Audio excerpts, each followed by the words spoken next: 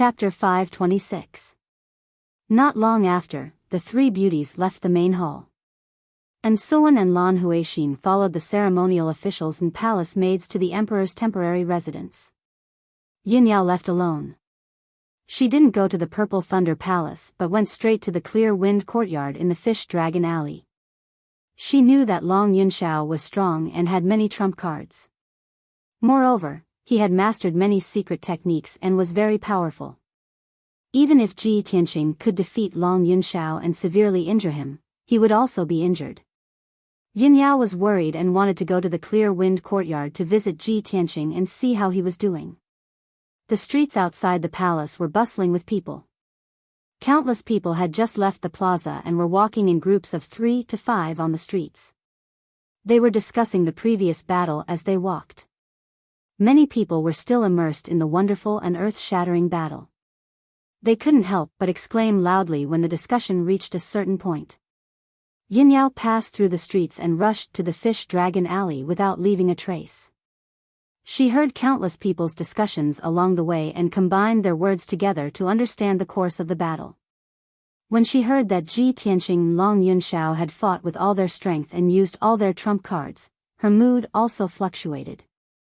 At this moment, she only wanted to reach the Clear Wind Courtyard as soon as possible. However, just as she passed through a small alley and was about to enter another street, she was stopped by a woman in a black dress. The woman in black was tall and thin. Her appearance was ordinary, but she faintly exuded the aura of a powerhouse. Yin Yao was no stranger to her. She recognized her at a glance. This was the personal bodyguard of her mother, Bailey Ningsu, Yun Luo. Yun Luo's surname wasn't Yun. She was only a servant of the Yun family. It was only because she was smart and vigilant in her actions and was loyal to the Yun family. She once saved her mother at the cost of being seriously injured and on the verge of death that she was recognized and valued by the Yun family. Since then, she was given the surname Yun by the Yun family and became her mother's trusted bodyguard. Yun Luo stopped in front of Yin Yao and bowed. "Young miss, please wait." Yin Yao stopped and looked at her with a slight frown. "Why are you stopping me?" Yun Luo looked at the street behind her vigilantly and pulled Yin Yao into an alley. She stretched out her hand and shot out a 5-colored spiritual light, setting up a soundproof array formation to protect herself and Yin Yao. Then, she said seriously, "Eldest young miss, this subordinate is here on Madam's orders to pass on a few words to you." "Mother ordered you to pass on a message?" Yin Yao frowned and thought for a moment. Then, she said calmly, "Then tell me." Yun Luo also did not beat around the bush and said straightforwardly, "Eldest miss, just now, Ji Tianqing and the Son of Heaven had a decisive battle on the monarch stage. Madam secretly watched the entire process." The madam admitted that she had indeed misjudged him. She did not expect Ji Tianqing to have such hidden strength and means. Ji Tianqing was actually able to defeat the Son of Heaven and successfully pass the Monarch Mansion's examination. This made her feel very surprised. Yin Yao nodded slightly and said indifferently, "Mother does not understand Tianqing. It is normal for her to misjudge him. However, she should have seen Tianqing's aptitude and potential now." Yun Luo did not respond. She did not comment on this and continued, "Madam said that Ji Tianqing defeated the Son of Heaven after all. Today, hundreds of thousands of people witnessed it with their own eyes. This matter has already caused a sensation in Central State City. It will definitely spread quickly. Now that Ji Tianqing has become famous in this battle, he is in the limelight. He will definitely become an influential figure in Central State City. He will definitely attract the attention of countless experts and powers. He is at the heart of the struggle and the Son of Heaven has yet to choose his heavenly concubine. Eldest miss, you are still one of the candidates. If eldest miss goes to Ji Tianqing at this time, some people will definitely find out about this. It will also attract criticism from others, bringing unnecessary trouble to you and Ji Tianqing. Eldest miss, please reconsider." After Yun Luo finished relaying Bailey Ningsu's words, he did not say anything else. He silently waited for Yun Yao to make her decision. Yun Yao frowned as she pondered with a solemn expression. Mother's words are reasonable. Today, Tianqing defeated Long Yunshao on the stage and became famous. He has already become a proud son of heaven that everyone looks at. If I go to Clear Wind Courtyard to look for him now, it will be a bit rash. When Tianqing fought with Long Yunshao, the people from the other two families will definitely come to watch. They will definitely keep an eye on Tianqing. If they find out that I went to look for Tianqing, it will give them an opportunity. They will definitely use this opportunity to slander and deal with Cloud Soul Palace. Tianqing has just come to Central State and has not established himself yet. It is not suitable for him to be involved in the grievances of the three great families. Thinking of this, Yun Yao dispelled her previous thoughts. She suppressed the worry in her heart and decided not to visit Ji Tianqing for now. Once the consort selection was over, she would no longer be a heavenly consort candidate and it would be convenient for her to move. In any case, Ji Tianqing would enter the Monarch Palace soon. At that time, she and Ji Tianqing would both be in the Monarch Palace and there would be plenty of opportunities to meet. In short, she and Ji Tianqing would have a long time in the future. There was no need to rush. At this time, Yun Luo saw that she had pondered for a long time and seemed to have made up her mind. He said, "Eldest miss, please come with me to see madam." Yun Yao did not say anything and nodded in agreement. She followed Yun Luo out of the alley and rushed towards a palace in the city. About an hour later, the two of them passed through a quiet street and entered a house at the end of the street. This fresh and elegant house looked calm and ordinary on the surface, but it was protected by a powerful formation and many powerhouses and guards were hidden. Yun Luo brought Yun Yao into a quiet and elegant room. He respectfully guarded the door and made a gesture of invitation. Yun Yao stepped into the room and saw her mother, Bailey Ningsu, sitting at the table and quietly pondering. There was a teacup and an incense burner on the table, and the air was filled with a calming fragrance. Yun Yao walked into the room and bowed slightly. She calmly called out, "Mother." Only then did Bailey Ningsu come back to her senses. She turned to look at Yun Yao and nodded slightly. "Yao Yao, come and sit down." Yun Yao walked to the table and sat down. Bailey Ningsu picked up the teapot and poured her a cup of spirit tea. Then, Bailey Ningsu slowly said, "Yao Yao, Ji Tianqing defeated the emperor on the monarch stage in front of hundreds of thousands of people. You must be very happy right now, right?" Yun Yao elegantly picked up the teacup and drank the tea. She remained silent and did not answer. Sigh. Bailey Ningsu sighed. She had a worried look on her face and her expression was solemn. "Mother, why are you so worried?" Yun Yao looked at Bailey Ningsu and asked with concern. Bailey Ningsu looked deeply at her and said in a solemn tone, "Ao Yao, the emperor was defeated in front of everyone today and was seriously injured. It affected the selection of the heavenly concubine." Chapter 527. Yun Yao naturally understood Bailey Ningsu's meaning and guessed what her mother was worried about. However, she remained silent, lowering her head to drink tea. Bailey Ningsu furrowed her brows and said in a low voice, "In recent years, our Yun family has gradually declined, while the other two families have become increasingly prosperous, producing experts in large numbers. The three families have always been a tripartite balance of power. Even if they compete in secret, they won't join hands. I don't know when it started, but the Duanmu and Murong families have secretly joined hands to deal with our Yun family. In recent years, the two families have become increasingly arrogant and despotic. Their movements have become more frequent, and all kinds of schemes have emerged. If it weren't for the Son of Heaven secretly supporting our Yun family, how could we have resisted the two families' schemes?" Speaking up to hear, a cold glint flashed in her eyes, and her tone carried a trace of hatred. Those two families have actually joined hands and acted so arrogantly, unscrupulously dealing with our Yun family. There must be someone supporting and instigating them from behind. Yun Yao's mind was sharp, and she immediately understood Bailey Ningsu's meaning. She furrowed her brows and said in a cold voice, How many people in the entire central province have the qualifications and strength to control the two families? The person supporting the two families to deal with our Yun family must have an extraordinary status, and most likely comes from the imperial court. However, the imperial court has many heirs, so I wonder who the person behind the scenes is? Bailey Ningsu nodded in agreement. That's right. Mother has always suspected that the power behind the two families is most likely a descendant of the imperial court. However, we can't make wild guesses without concrete evidence. After a moment of silence, she solemnly exhorted, Yao Yao, you've just entered the monarch manor not long ago and have yet to gain a firm foothold. The two families' heirs are deeply rooted in the monarch manor.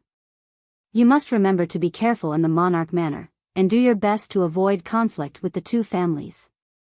As for Ji Tianqing, he'll definitely be targeted by the two families and be watched by many powers in secret. After Ji Tianqing enters the monarch manor, you must try not to get too close with him, so as to avoid being caught by those with ulterior motives. It won't be long before your father comes out of seclusion. When your father comes out of seclusion, we will discuss this matter and find a countermeasure. Hearing this, Yunyao frowned and asked Bailey Ningsu, Mother, didn't you say that you wouldn't stop us if Tianqing joined the monarch mansion? Now that I am still a candidate for heavenly consort, I can temporarily not interact too much with Tianqing. However, once the emperor's concubine selection is over, I will be free. I am willing to associate with Tianqing. That is my freedom. How can I allow others to criticize me? Bailey Ningsu looked at Yunyao helplessly and nodded. That's right, Mother did say that. However, Yao Yao, you must understand that the Monarch Palace is the best martial arts academy in the entire continent. That was a holy land for martial artists to cultivate, not a place for romance. If you are outside the Monarch Mansion, no matter how the two of you interact, as long as you don't cross the lightning pool, Mother will not interfere or obstruct you. But in the Monarch Mansion, you must concentrate on cultivating and studying martial arts diligently. You must strive to increase your strength. This is the right path and will not be a waste of your great talent. In this world of martial arts where heroes rise and powerhouses stand in great numbers, only those with enough strength can have a foothold in this world and protect their loved ones and families. Yao Yao, even if Mother doesn't tell you these principles, you should understand them. Yin Yao lowered her head. After a moment of silence, she calmly replied, Yao Yao understands. Mother, don't worry. I know what I'm doing. Bailey Ningsu knew Yun Yao's temperament the best. Seeing that she didn't answer directly, she knew that her words were perfunctory. However, she had already said what she needed to say. Since Yun Yao didn't want to listen to her, there was nothing she could do. Sigh, Bailey Ningsu sighed helplessly and no longer talked about this matter. She then asked Yun Yao about some things in the Monarch Mansion and gave Yun Yao some advice. After a quarter of an hour, Yun Yao finished drinking the spiritual tea in her cup. She bowed and bid farewell to Bailey Ningsu and returned to the Monarch Mansion. Ji Tianqing, Ji Ku, and the others left the square in the city and returned to the Cool Breeze courtyard. After returning to the clear jade courtyard, Ji Tianqing entered a secret room in his room and began to circulate his martial arts to regulate his breathing and restore his vitality. Although he had defeated Long Yunxiao and severely injured him, he was still safe and sound. But in fact, Long Yunxiao's strength and methods were very powerful.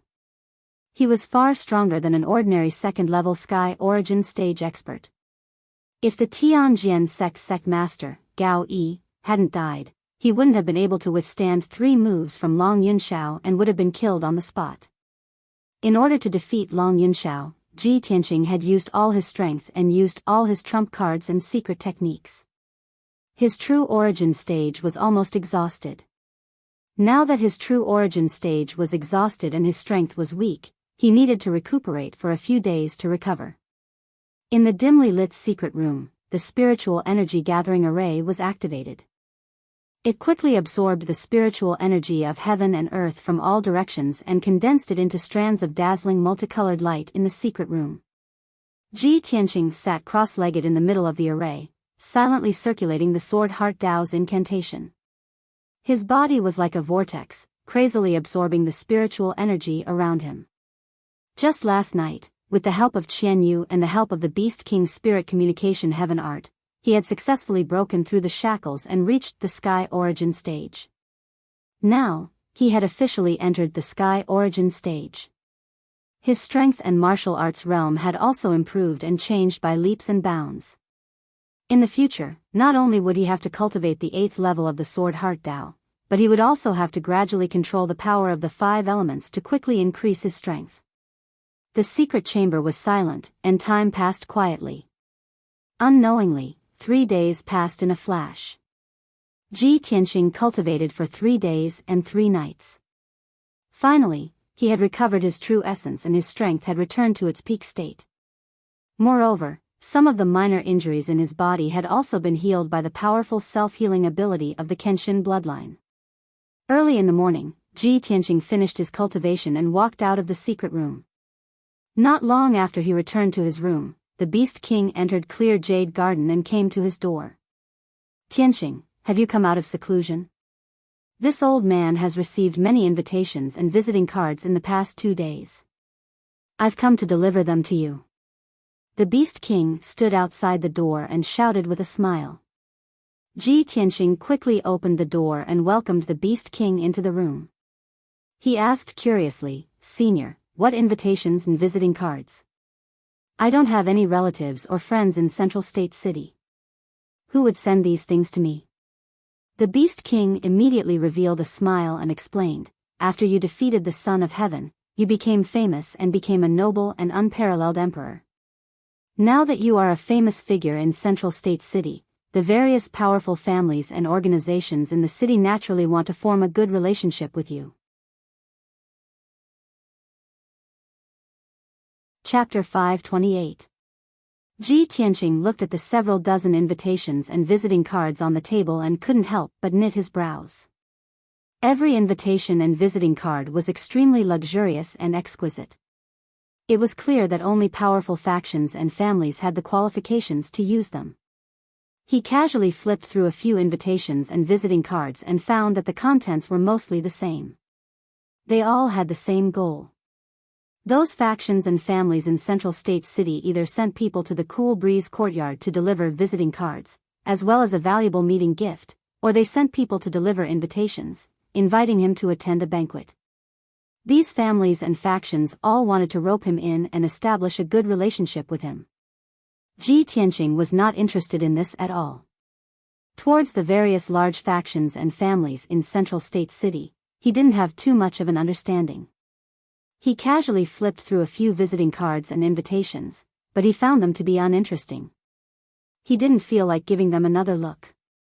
Seeing his reaction, the Beast King hurriedly reminded, "Tianqing, this old man knows that you are infatuated with martial arts cultivation and don't want to pay attention to these mundane matters. However, this old man must remind you that in this large Central State City, the network of relationships between factions is extremely complicated. As long as it is a family or faction with a bit of background and strength, they will move around and interact with each other, using this to expand their own influence. Tianqing, if you want to truly stand firm in Central State City, you will need a few backers and allies. How about this? This old man will give you a detailed introduction to Central State City, as well as what powerful families and factions there are. Then, you can choose a few that you are willing to make friends with and this old man will help you take care of them." The Beast King was extremely enthusiastic, introducing Ji Tianqing to Central State's large families and factions. However, Ji Tianqing waved his hand, rejecting the Beast King's good intentions. "Senior, I know that you have good intentions and I am very grateful. However, I will not interact with those families and factions, nor will I be recruited by them. Eagles can only soar in the sky if they spread their wings and fly alone. Only sparrows can form flocks. I ask Senior to help me reject those invitations and visiting cards." When the Beast King heard his words, he revealed a faint smile as he nodded and said, "Eagles soar high in the sky, sparrows flock together, these words are truly correct." "Good. Since you've made up your mind, this old man will help you deal with it." The Beast King put away the dozens of invitations and visiting cards and left Clear Jade Garden. Next, he had to send people to reply to the visiting cards and invitations one by one. He also had to send back the gifts sent by the major forces and families. Although this was not a dangerous or difficult task, it was an extremely exhausting task. Of course, Ji Tianqing didn't have to worry about this. In any case, the Beast King was more familiar with the central state, so it would be easier for him to deal with these matters. After Ji Tianqing sent the Beast King away, Ji Ku and Yen came to his room and chatted with him. More than half a month had passed since Ji Ku transformed into the golden raccoon demon race. Now that she had gradually grasped the method to control her demonic power, she usually hid her claws, ears, and tail. Her appearance was no different from that of a human in the past. When Ji Tianqing heard the news, he also felt gratified for her. At this time, Yen frowned and thought for a moment, then asked with some concern, "Senior brother Tianqing, you will enter the monarch mansion soon. But junior sister Ji Ku and I have nowhere to go, so we can only stay in Clear Breeze Courtyard. Once you enter the monarch mansion, you won't be able to go in and out at will. It will be difficult for us to see you in the future." Ji Ku also had the same thoughts and worries, nodding, "Yes, we have no relatives or friends in the central state. Apart from Clear Breeze Courtyard, we don't know where else to go." Her eyes were full of reluctance, obviously unwilling to be separated from Ji Tianqing. Ji Tianqing saw that the two of them were a little sad and depressed, so he smiled and comforted them, "Don't worry, after senior brother enters the monarch mansion, I won't leave you alone. I saw in the monarch mansion before that each emperor's son has a spirit vein and a dazzling cave dwelling. Each emperor's son has his own family's trusted aides, as well as 1 to 200 guards and maids. They can both guard the cave dwelling and act as their guards when they go out. If you want to enter the monarch mansion with me, of course I can take you in. There shouldn't be any problem. However, in the monarch mansion, only the emperor's son and god-tier masters have noble status. Those servants, trusted aides, and guards of the emperor's son have no status." Hearing what he said, Ji Ku's eyes suddenly lit up, revealing a strong sense of expectation, and said excitedly, "Brother Tianqing, you can take us in? That's great. As long as we can follow you into the monarch mansion and not be separated from you, I'm willing to even give you maids and maids." Yen also showed a smile and nodded repeatedly, "Senior brother Tianqing, I can be your attendant and guard. As long as you don't leave us, I'm willing to do anything." Ji Ku immediately laughed and joked, "Cuckoo, Yen, one of you is the princess of the Qingyun kingdom, the other is the crown prince of the Hua clan. You want to be my maids and guards? I can't accept this. If others know, I'm afraid they'll say that I'm not strong enough and don't have a good reputation, but I'm arrogant and ostentatious." Ji Ku and Yen were amused, but they didn't care about the false reputation. Ji Ku chuckled and said, "Brother Tianqing, we're just princes and princesses from small places. We're nothing in Zhongzhou City. Among the hundreds of thousands of people watching the battle in the square today, there might be thousands of princes and princesses."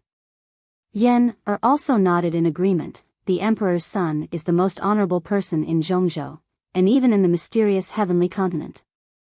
To the cultivators and people of Zhongzhou, it's also a great honor to be the emperor's guard and maid. Although Ji Ku and Yen said these words as if they were joking. However, Ji Tianqing understood that the two of them really didn't care about their status and reputation. They just wanted to follow him into the monarch mansion. Therefore, he nodded and agreed to this matter. "Cuckoo, Yen, the three of us left the sect together and came to Zhongzhou City. The three of us should enjoy blessings and endure hardships together. Since you don't mind, senior brother will of course take you into the monarch mansion. In the future, when you follow me, there's no need to call yourselves guards and maids. We're still brothers of the same sect. As long as I have something, I'll give you a share." Hearing his words, Ji Ku and Yen were even happier. The worries and concerns in their hearts finally dissipated. However, the three of them chatted happily for a while. Yen suddenly remembered something and his mood gradually fell. Ji Tianqing saw that he was hiding something, so he asked, "Yen, what's wrong?" why are you unhappy? Yan hesitated for a moment before he whispered with a pout, Senior brother Tianqing, it's been 3 days since you defeated the emperor. No matter how busy senior sister is, she should have come to visit us, right? Did eldest senior sister forget about us after entering the monarch mansion? Ji Tianqing shook his head and comforted him with a smile. Yan, senior sister is not that kind of person. The monarch mansion is a holy land of martial arts. The rules there are strict. It's not a place where you can enter and leave as you wish. When we enter the monarch mansion, we have to be careful. We can't be rash and impulsive, so as to avoid being caught by people with ulterior motives.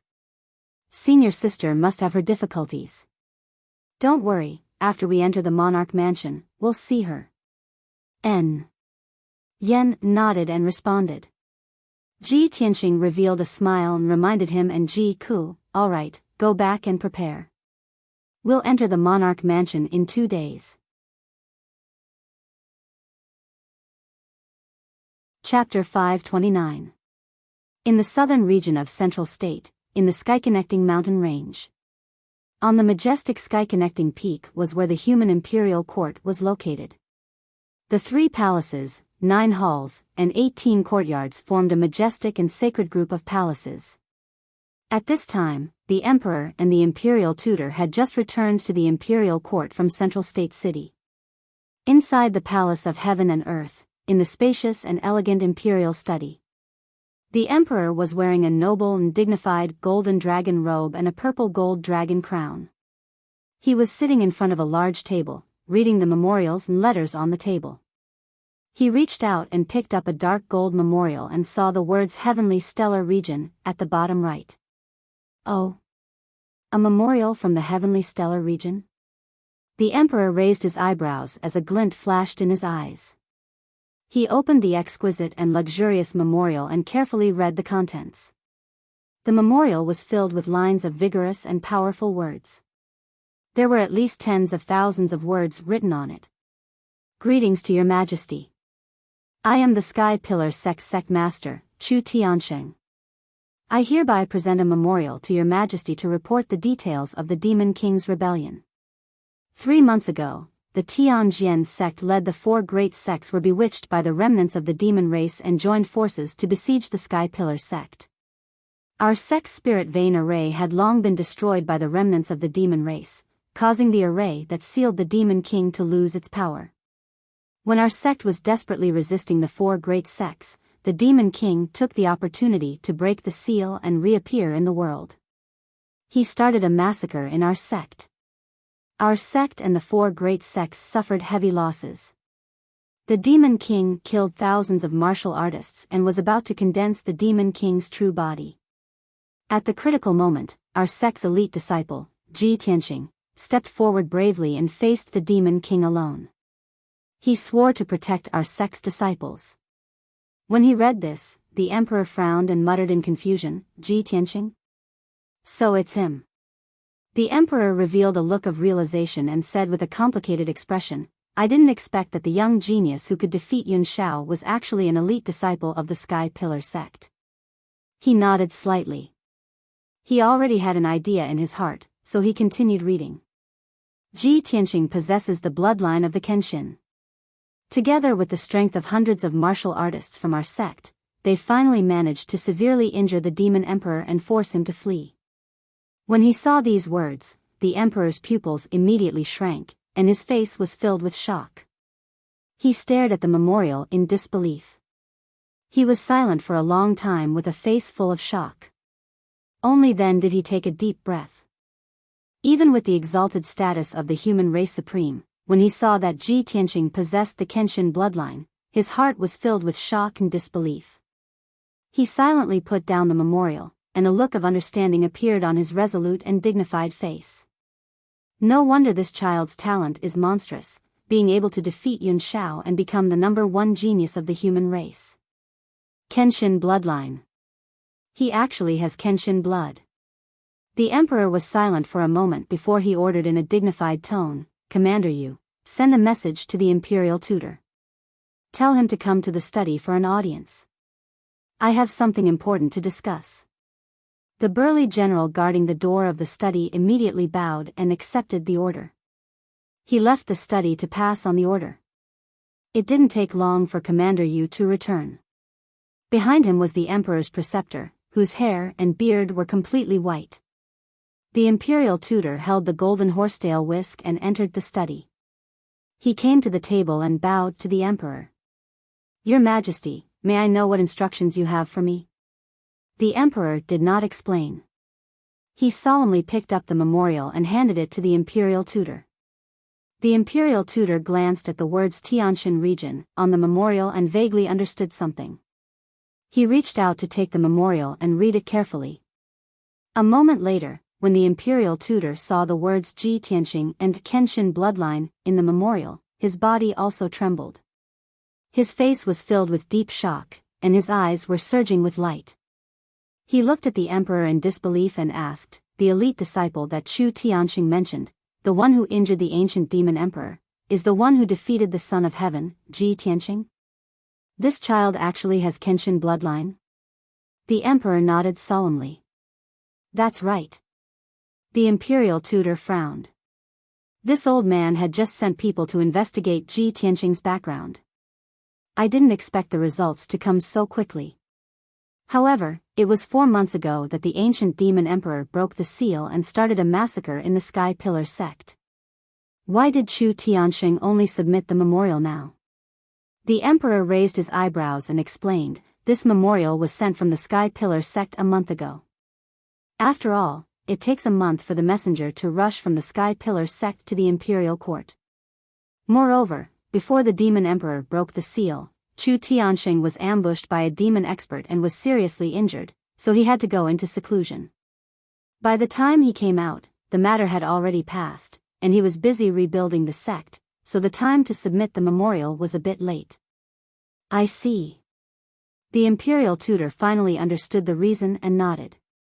He said solemnly, "Half a year ago, this old man discovered that Kenshin's fated star had lit up again, so I sent people to the 9 southern regions to look for it. However, many guards and secret agents searched bitterly for half a year without any results. I didn't expect that someone had inherited the Kenshin bloodline. No wonder they couldn't find any clues related to the Kenshin." After pausing for a moment, the imperial preceptor frowned and said, "This old man has read many legends about the sword god in the history books. Many of them recorded that the sword god had an ultimate sword technique. It was to summon a huge sword that could split the heaven and earth from the 9 heavens and use its supreme divine might to kill the enemy. I don't know if the emperor still remembers that during the battle between Ji Tianxing and the Son of Heaven today, Ji Tianxing used the final move, sword comes, slash. It's very similar to Kenshin's ultimate sword technique. This old man boldly speculates that after Ji Tianxing inherited the Kenshin bloodline, he might have also inherited the Kenshin's ultimate technique." The emperor recalled the scene at that time and immediately nodded in agreement. "That's right. The sword technique that Ji Tianxing used today is indeed very similar to Kenshin's ultimate technique. If this boy has really inherited the Kenshin's ultimate technique, then he can be regarded as the Kenshin successor. At our level, we all know how miraculous and powerful Kenshin's ultimate technique is. Therefore, Ji Tianxing must be used by our human race." The imperial tutor nodded solemnly and stroked his beard. "That's right. With Ji Tianxing's unparalleled aptitude and talent, coupled with the cultivation of Kenshin's ultimate technique, he will soon become a world-famous powerhouse. If he can be used by our race, then it will be a blessing for our human race. If by any chance he is roped in by the monster race or the water race and joins their forces, then the consequences will be unimaginable." Speaking up to here, the imperial tutor respectfully cupped his hands and bowed to the emperor. He said in a sincere tone, "Emperor, this old man earnestly requests the emperor to secretly take action to resolve the enmity between Ji Tianxing and the Son of Heaven. No matter what, we can't let the enmity between them continue to develop, and we can't let Ji Tianxing become our enemy." Chapter 530. The emperor naturally nodded in agreement with the imperial tutor's serious advice. He nodded slightly and said with a serious expression, "The imperial tutor is right. Yun Shao was defeated by Ji Tianqing in front of everyone. His reputation has been damaged and his prestige has been greatly reduced. There would definitely be many people criticizing him, and there would even be some rumors and slanders. For so many years, Yun Zhao's life has been smooth and he has not encountered any obstacles. This emperor is worried that he is young and impetuous and cannot accept this result. He will form a grudge with Ji Tianqing. The imperial tutor stroked his beard and said in a serious tone, "Therefore, this matter needs to be secretly resolved by the emperor." The emperor already had a plan in mind. He took out a piece of golden paper from the table and began to write a letter to the emperor. As he wrote the letter, he also read the contents of the letter out loud so that the imperial tutor could also know the inside story. "My son, Yun Shao, seeing words is like seeing a face." The battle on the emperor's stage was the focus of everyone's attention. Everyone knows about it. I have also received the news and results. Yun Shao, ever since you stepped into martial arts cultivation at the age of 4, it has been smooth sailing for the past 20 years, however, there was always someone who was better than him. No matter who it is, they will have to experience failure. Even a peerless powerhouse like Kenshin cannot remain undefeated for his entire life. He will eventually encounter setbacks. Yun Shao, this emperor hopes that you can face your opponent head-on and use this setback to motivate yourself to work harder. This emperor also hopes that you can bury the hatchet with Ji Tianqing. Don't lose the big picture for the small things and have conflicts with Ji Tianqing again. You and Ji Tianqing are the top geniuses of our race. In the future, you will become the pillars of our race and fight against the other races. If you can understand, respect, and support each other, and even become good friends, that is what this emperor wishes for. It is also a blessing for our race. When the emperor put down his brush, he had also finished reading the contents of the letter. He stamped the golden paper and placed the letter in an envelope. He then used a secret technique to seal it. The imperial tutor smiled and nodded. This is good. When the emperor sees the letter, he will definitely understand what to do. Emperor, I will send someone to deliver the letter to the Son of Heaven. As he spoke, the imperial tutor reached out to take the envelope. However, the emperor waved his hand and said, "There's no hurry. This emperor still needs to write another secret letter. Later, send someone to deliver it to the monarch residence." Imperial residence? The imperial tutor was stunned for a moment before he immediately understood. The emperor's letter is for that prince? Not bad. The celestial emperor nodded and said, 3 years ago, this emperor arranged for him to enter the monarch manor and let him secretly monitor the movements of the various princes and make preparations for Cloud Sky to enter the monarch manor. In addition, this emperor also asked him to secretly protect and assist Yun Shao. This person is a hidden chess piece that this emperor placed in the emperor's mansion. If used properly, he will definitely be of great use. The emperor lowered his head as he wrote the letter.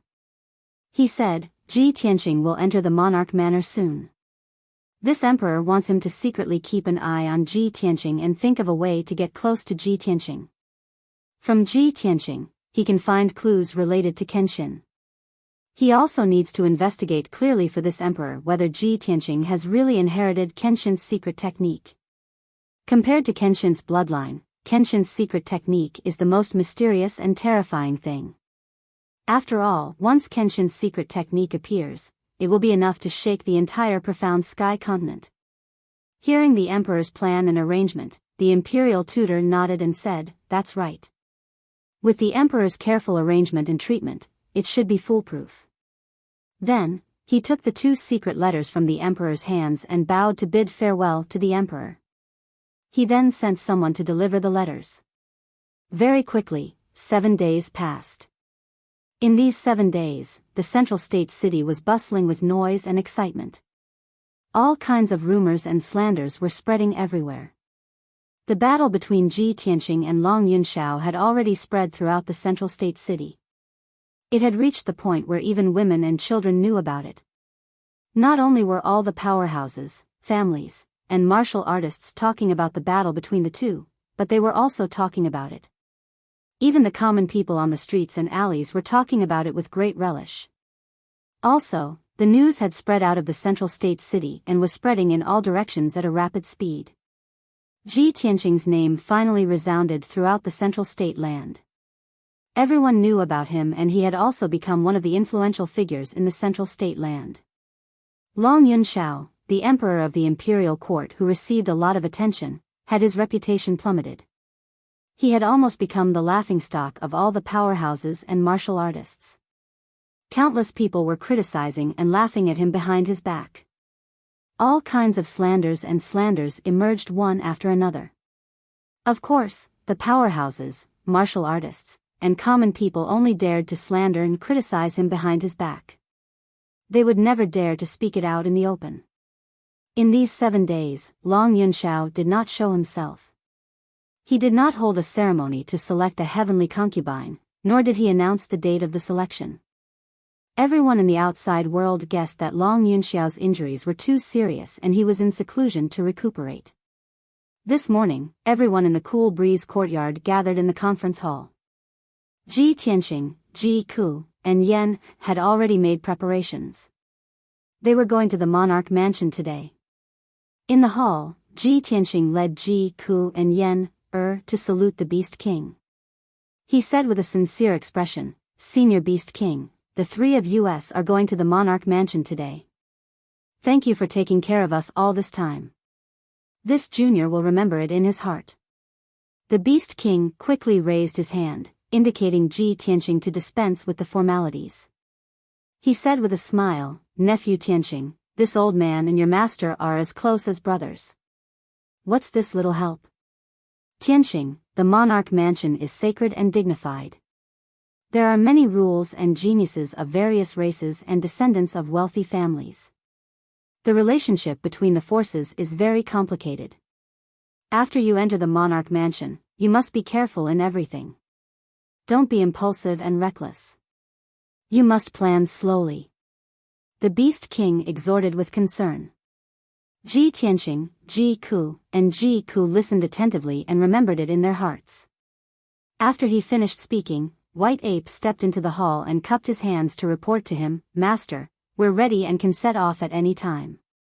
Hearing White Ape's words, Ji Tianqing raised his brows and asked the Beast King in puzzlement, "Senior, are you leaving too?" The Beast King nodded slightly and said with an amiable expression, "That's right. Now that the 3 of you are going to enter the monarch mansion to cultivate, this old man is also going to leave for a while and return to Beast King Valley. This time, I'm going back to Beast King Valley to deal with some matters.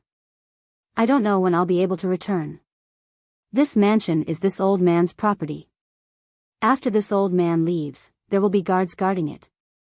During this time, if you leave the monarch mansion, you can also stay in the Qingfeng courtyard temporarily." "Thank you, senior."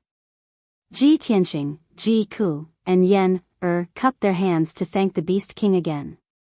Then, the 3 of them bid farewell to the Beast King and left the Qingfeng courtyard, heading straight for the Forest of Divine Monuments in the city.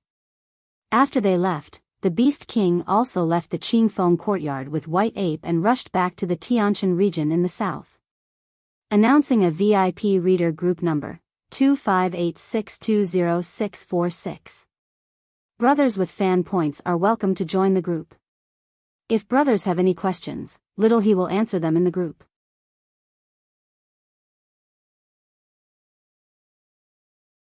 Chapter 531.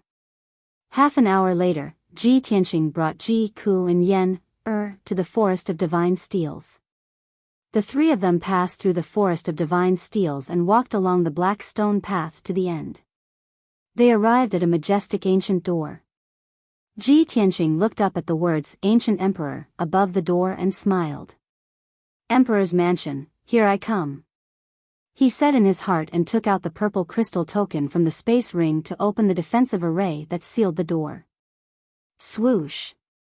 With a flash of colorful light, the colorful barrier opened to both sides and a white light door appeared. Ji Tianqing brought Ji Ku and Yan through the light door and entered the emperor's mansion. The next moment, the 3 of them appeared on a vast grassland. Ji Tianqing had been to the emperor's mansion before and was familiar with the scene in front of him. Ji Ku and Yen, on the other hand, looked around curiously. In this vast world, there were vast grasslands and majestic mountains, as well as vast forests and lakes and rivers. It was full of spiritual qi. Seeing this scene, the two of them revealed excited expressions and exclaimed in surprise. This is the most mysterious emperor's mansion on the continent. I didn't expect that I could come here. What a beautiful place, isolated from the rest of the world. Ji Tianqing saw the two of them cheering and said with a smile, "From now on, we will live here. In the future, you will have time and opportunity to enjoy the beautiful scenery in the emperor's mansion. But now, let's go and report to Divine Master He Yu and settle down first." After that, he turned the Kenshin battle robe into a pair of golden wings and flew into the sky with Ji Ku. They flew toward the majestic mountains in the distance. Yen took off the fire jade bracelet from her wrist and released the wildfire white tiger from it. She rode the white tiger on the grassland and followed Ji Tianqing to the mountains in the distance. Not long after, the three of them entered the vast mountains and encountered a team of experts in black armor. These people were the guards of the imperial residence, responsible for patrolling and guarding the imperial residence. There were 10 guards in this group, and all of them had the strength of the Yuan Dan stage. Moreover, they were riding on spirit birds. After the captain of the guards stopped Ji Tianqing, he asked about his identity and purpose before leading him to the Black Feather Palace. 2 hours later, the guard captain led Ji Tianqing and the other two up the cloud-shrouded Blackfeather Peak and arrived at the gate of Blackfeather Palace. According to the rules of the imperial residence, only Ji Tianqing could meet with divine teacher Blackfeather. Ji Ku and Yen had to wait outside. Ji Tianqing entered the spacious and bright hall alone. He saw the black-robed and black-haired divine master He Yu meditating in the hall with his eyes closed. He walked to the center of the hall and stood still. He cupped his hands and bowed to divine teacher Blackfeather. Crown Prince Ji Tianqing greets divine teacher Blackfeather. Divine teacher Blackfeather opened his eyes and looked at him calmly. He nodded slightly and said, "Ji Tianqing, I have arranged everything for you. As the 56th Crown Prince, you can have a spirit vein and a cave residence. You can also arrange for no more than 200 followers and servants." Divine teacher Blackfeather's expression was calm as he explained his arrangements.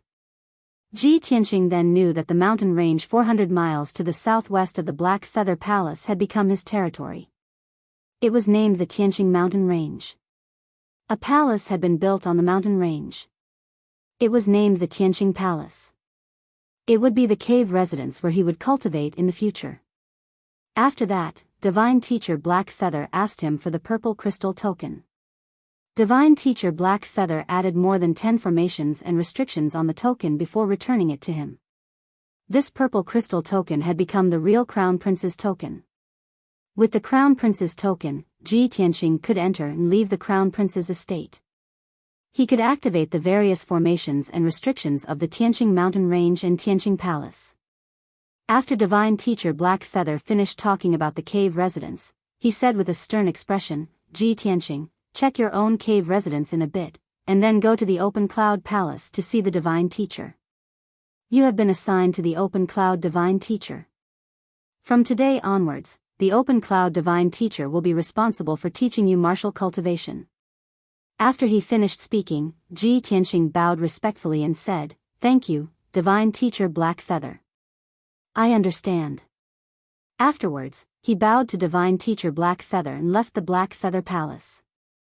After leaving the Blackfeather Palace, he brought Ji Ku and Yen with him. Under the guidance of the captain of the guards, he hurried to the Tianqing Mountain Range in the southwest. When the three of them arrived at the Tianqing Mountain Range and saw the situation in the mountain range, they were all rather excited. They saw that this spirit vein was located at the southwest edge of the mountain range. It was over 100 kilometers long. The entire mountain range was covered in lush, primitive forests, and there were over a dozen peaks and several valleys. There was a surging river at the foot of the mountain, and there were waterfalls thousands of meters high in the valleys. It was as if the mountain range had been hung with jade ribbons and pearls. It was a very magnificent and beautiful sight. The peaks of the mountains were shrouded in white clouds and thick fog. It seemed like a dream, and its aura was ethereal and otherworldly. On the tallest mountain peak of the mountain range, there was a magnificent palace that occupied an area of 10 miles. This was the Heavenly Palace. The Tianqing Palace sat in a vast sea of clouds. There were even multicolored auspicious clouds lingering above it. Such a magnificent palace seemed like a heavenly palace. The three of them arrived outside the Tianqing Palace and examined the palace up close. Beneath their feet was a path paved with black stone. In front of them was a square that was 1,000 meters in radius. After passing through the square, they would arrive at the gates of the Tianqing Palace. The towering palace gate, which was 100 meters tall, was built with dark green boulders and set up with a powerful defensive formation. On the lintel directly above the palace gate, the words, Tianqing Palace, were carved in flamboyant calligraphy. It exuded a noble and powerful aura. From now on, this is my territory. I finally have my own spirit vein and cave abode. Ji Tianqing looked at the majestic palace with a gratified smile in his eyes. Then, he led Ji, Ku and Yen through the square and walked to the palace gate. He opened the palace gate with the emperor's token and led the two of them into the palace. There were 3 courtyards in the Tianqing Palace. There were 3 majestic palaces that covered an area of more than 1,000 meters. Around the 3 main palaces, there were rows upon rows of houses and buildings. There were also 2 beautiful gardens and 2 lakes that were as clear as mirrors. There were thousands of houses of various sizes in the entire Tianqing Palace. Not to mention 100 or 200 attendants and guards. Even if thousands of people lived in it, it would not feel crowded. Ji, Ku and Yen walked in the huge Tianqing Palace. Their hearts were filled with shock and amazement. They could not help but cheer in surprise. Brother Tianqing, your cave abode is bigger and more luxurious than the imperial palace of the royal Azure Kingdom. Yen also nodded and praised, Senior Brother Tianqing, even the imperial palace of our fire tribe can't compare to your cave abode. The spiritual energy and resources here are too rich. It's simply the perfect cultivation ground.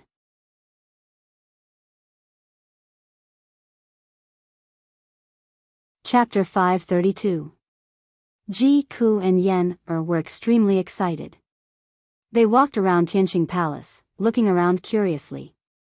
Ji Tianqing had the two of them stay in Tianqing Palace to familiarize themselves with the palace's environment first. He left Tianqing Palace and followed the captain of the guards to Open Cloud Palace. On the way to Open Cloud Palace, he thought to himself, I wonder what race that Open Cloud Divine Master is from, and what he looks like. How many princes does he have under him? And how does he usually teach the princes how to cultivate? Ji Tianqing was still very unfamiliar with the imperial residence, and did not understand the situation there. Before today, he only knew of Divine Master Heiyu. He had not even heard of the other 9 Divine Masters. He was naturally filled with curiosity and doubt about the Open Cloud Divine Master that he had yet to meet. 2 hours later, Ji Tianqing arrived at Open Cloud Peak in the middle of the mountains under the captain's guidance. He landed outside Open Cloud Palace. The guard captain bowed to him and took his leave. Ji Tianqing tidied up his clothes and long hair, and walked towards the gates of Open Cloud Palace alone. There were a few guards standing guard at the gates. After they stopped him, they asked him about his identity and his purpose for coming. He showed his imperial token, and the guards let him pass, allowing him to enter Open Cloud Palace. He passed through the gates of the palace, followed the clean and tidy path, passed through the first courtyard, and entered the majestic palace. As soon as he entered the main hall, he saw 4 noble and handsome princes standing in the main hall. These 4 princes were all extraordinarily handsome youths, but they came from different races. 2 of them were human youths, and the other 2 were foreign youths. The 4 of them stood quietly in the main hall, deep in thought. They seemed to be listening to instructions. Ji Tianqing's gaze passed over the 4 of them, and looked towards the seat of honor in the main hall. He saw a black-robed, dignified middle-aged human man sitting on a dark golden throne inlaid with jade. This person was tall and burly, and his facial features were as angular as a rock. He exuded a resolute and dignified temperament. Especially his deep eyes, they were calm and indifferent, and they contained the extraordinary bearing of an expert that looked down upon all living beings. Ji Tianxing immediately guessed that this black-robed man should be the Clear Cloud Divine Sage.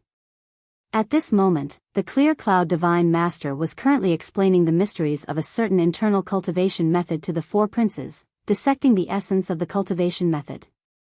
His voice was slightly low and deep, and it contained a sense of solemnity and seriousness, causing those who heard it to feel deep veneration and listen attentively. Ji Tianxing strode into the hall and stood still in the middle. He bowed towards the Clear Cloud Divine Sage and said, "Emperor Ji Tianxing, have just entered the imperial residence today. I've come to pay my respects to the Clear Cloud Divine Sage." The Clear Cloud Divine Sage stopped teaching and looked at him calmly. He sized him up a few times.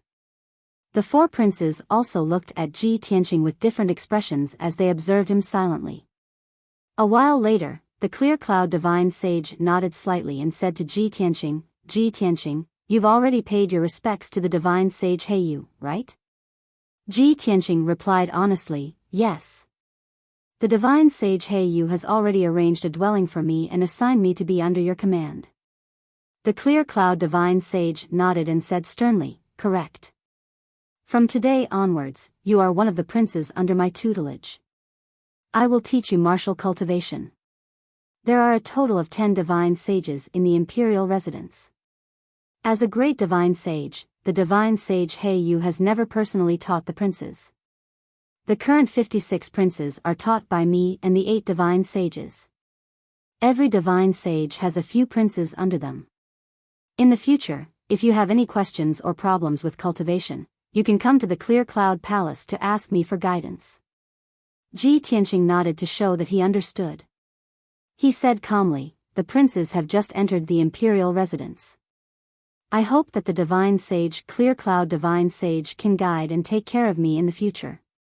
The divine sage Clear Cloud Divine Sage nodded and continued, "Now that you are under my tutelage, you can come to the Clear Cloud Palace at any time.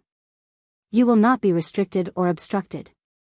However, if you have any matters or questions about cultivation and want to see the other divine sages, you must first hand over an invitation and wait for the divine sage's notice. There are many rules in the imperial residence, and they are very strict. The relevant books have already been prepared in your dwelling. Once you return to your dwelling, you can take some time to read them carefully. You need to understand the rules of the residence as soon as possible." Ji Tianxing clasped his hands and bowed. He said, "As you wish, divine sage." The divine sage Clear Cloud Divine Sage then looked at the four princes in the hall. He said sternly, "From today onwards, Ji Tianxing is the 5th prince under my tutelage. The 5 of you will also become fellow disciples. Get to know each other first." Hearing this, the 4 princes all looked at Ji Tianxing, revealing different expressions. The prince who spoke first was actually not one of the 2 human youths. Instead, he was a 2-meter-tall demon wearing a white fox fur coat. This person had a head of silver hair, and his face was handsome and resolute. His silver eyes exuded a mysterious and unruly aura. He looked at Ji Tianxing with a smile and clasped his hands. He said playfully, "Ji Tianxing, we meet again." When Ji Tianxing saw his appearance clearly, he could not help but reveal a sliver of astonishment. "Kuan-Wu. I didn't think you would also be under the divine sage Clear Cloud Divine Sage's tutelage." Kuan-Wu only smiled and nodded. He did not say anything. Immediately afterwards, a human youth wearing luxurious blue robes and holding a green jade fan clasped his hands and greeted Ji Tianxing. "Ji Tianxing, I am Murong Lingfeng. From now on, we will be fellow disciples. If you have any difficulties, feel free to come find me." Hearing this clear voice, Ji Tianxing subconsciously looked at Murong Lingfeng. When he saw Murong Lingfeng's appearance clearly, he was instantly stunned. A strange look flashed through his eyes. This was because this prince named Murong Lingfeng was actually born with a picturesque appearance. His skin was delicate, and his appearance was as beautiful as a peerless beauty. If it were not for his masculine voice, Ji Tianqing would have almost mistaken him for a woman. He had a smile on his face, and there was a hint of tenderness and goodwill in his eyes. Ji Tianqing politely declined the flirtatious look in his eyes. He clasped his hands expressionlessly and said, "Many thanks, Brother Murong." At this moment, another human youth stepped forward and clasped his hands at Ji Tianqing with a smile. "Junior Brother Ji, I am Ling Yichuan. If you have any needs in the future, feel free to tell me." This young man named Ling Yixian had a tall figure and a handsome face. He had the appearance of a distinguished and elegant young master, and he had a rather carefree and forthright air about him. Like Murong Lingfeng, he expressed goodwill to Ji Tianqing. His expression and eyes were very sincere, and would not cause others to be wary. Ji Tianqing also smiled and returned the greeting. He said to him, "Many thanks, Senior Brother Ling." The last prince was from the Water tribe. His skin was dark, and fine scales could be faintly seen on his arms and neck. This person's appearance was ordinary, and his temperament was somewhat cold and gloomy.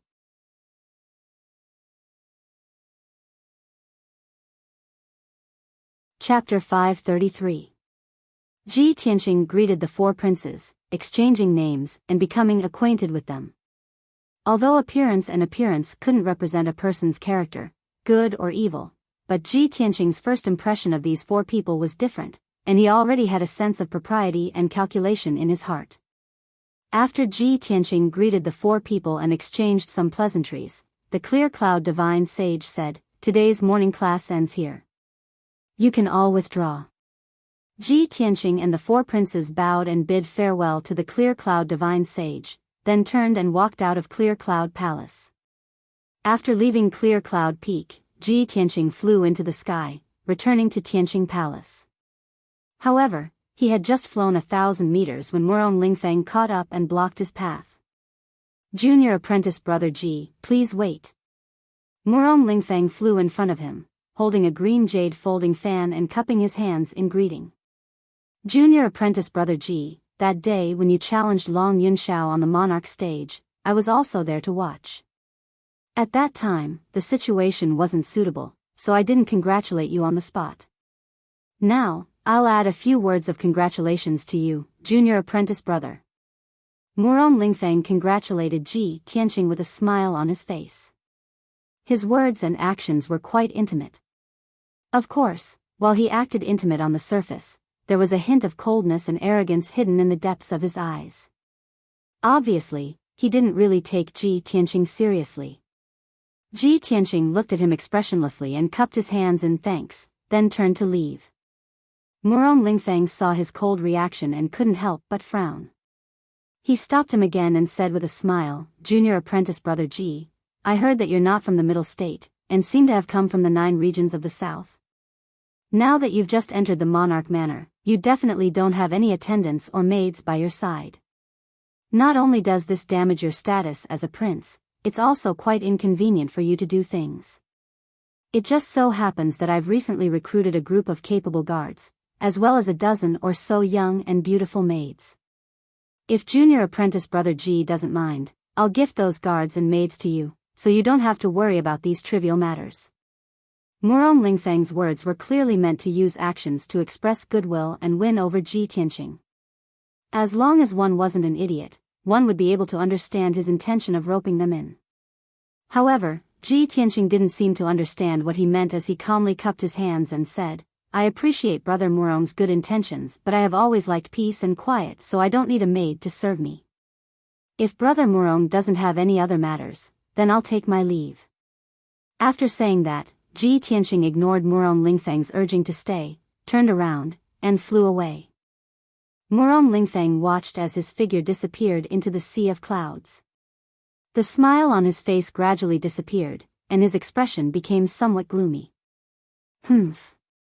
A lowly commoner from one of the 9 territories of the southern continent actually dares to refuse this young master's good intentions? You truly don't know how to appreciate favors." He cursed angrily before turning around and leaving. Murong Lingfeng was born in the Murong family and was the son of the first wife of the Murong family. How noble was his status! In his eyes, the southern continent's 9 territories were poor and desolate lands. Only the central state was a bustling place. People who walked out of the southern continent's 9 territories were lowly commoners. Furthermore, he was ranked 7th in the emperor manor. His strength and status were both very high. Many princes revered him. Who dared to refuse his roping in and getting close to him? Ji Tianqing actually didn't know what was good for him and didn't give him any face. This made him a little angry in his heart. However, Murong Lingfeng calmed down very quickly and suppressed the anger in his heart. The corners of his mouth curled into a cold smile as he thought to himself, Ji Tianqing defeated Long Yunxiao in front of everyone and even seriously injured Long Yunxiao. In these few days, everyone in the central state city was talking about Long Yunxiao. His reputation was damaged, and the prestige of the Son of Heaven also plummeted. With Long Yunxiao's arrogant personality, he definitely won't be able to swallow this anger. He will definitely fight Ji Tianqing to the death. Sooner or later, he will find Ji Tianqing for revenge. Although Ji Tianqing has shocking talent and strength, he is a lowly commoner without any background or backing. It will be very difficult for him to gain a foothold in the central state. Even if this brat doesn't know how to appreciate favors and temporarily refuses to accept my invitation, I can't give up so easily. I must think of a way to win him over. If I can pull him under my command and use him to deal with Long Yunxiao, that would be the best. If I let him deal with Long Yunxiao, I can complete the Lord's plan and it won't implicate the Murong family. It's the best of both worlds. Furthermore, even if Ji Tianqing knows that I'm using him, he can't do anything about it and can only swallow his anger. How could a lowly commoner without any backing like him dare to make an enemy out of the Murong family? He. Thinking of this, the cold smile on Murong Lingfeng's lips became even wider and his eyes revealed a pleased look. 2 hours later, Ji Tianqing returned to Tianqing Palace. He entered the first courtyard's guest hall and sat down to chat with Ji Ku. At this time, Yan quickly walked into the hall and said to Ji Tianqing, "Senior brother Tianqing, Kun Wu has come to find you. He's waiting outside the door." "What's he doing here?" Ji Tianqing frowned and thought for a moment before saying, "Yan, bring him in." "Okay." Yan responded and quickly turned around to leave the hall. Not long after, Yan brought Kun Wu back to the hall. Kun Wu walked in front of Ji Tianqing with a smile and cupped his hands in greeting. "Junior brother Ji, I trust you've been well since we last met." Ji Tianqing cupped his hands in return and extended his hand to make a please gesture, indicating that he should sit down and talk. "Kun Wu, what business do you have with me?" After Kun Wu sat down, he smiled and said, "This monarch has come to find you for 2 matters. The first is to congratulate you on passing the examination and successfully entering the monarch mansion." "Thank you." Ji Tianqing nodded and asked, "What's the second matter?" Kun Wu turned his head to look at Ji Ku and smiled, "In addition to congratulating you, this monarch also wants to see Ji Ku." He looked at Ji Ku with concern. After sizing him up a few times, he asked, "Ji Ku, you can already hide the characteristics of our Golden Raccoon clan. It seems that you've already escaped danger and learned how to control your demon power." If it was a month ago, Ji Ku would still have some disgust and resistance towards Kun Wu. However, now that she had accepted her identity as a member of the Golden Raccoon clan, she could face everything calmly. When she saw Kun Wu again, she didn't feel as disgusted as before. She nodded to Kun Wu and said in a calm tone, "Thank you for the pill you gave me before." Kun Wu waved his hand and said with a smile, "It's nothing. Don't mention it." "Ji Ku, this monarch still has a few more pills and a secret cultivation method of the Golden Raccoon clan. If you cultivate according to this secret cultivation method, not only will you be able to quickly refine your demon power, but it will also allow you to quickly increase your strength. It will be faster than cultivating human martial arts." As he spoke, Kun Wu took out a small white jade bottle and a simple yellow secret manual from his interspatial ring. Ji Ke didn't reach out to take it. He turned his head to look at Ji Tianqing and asked for his opinion with his eyes.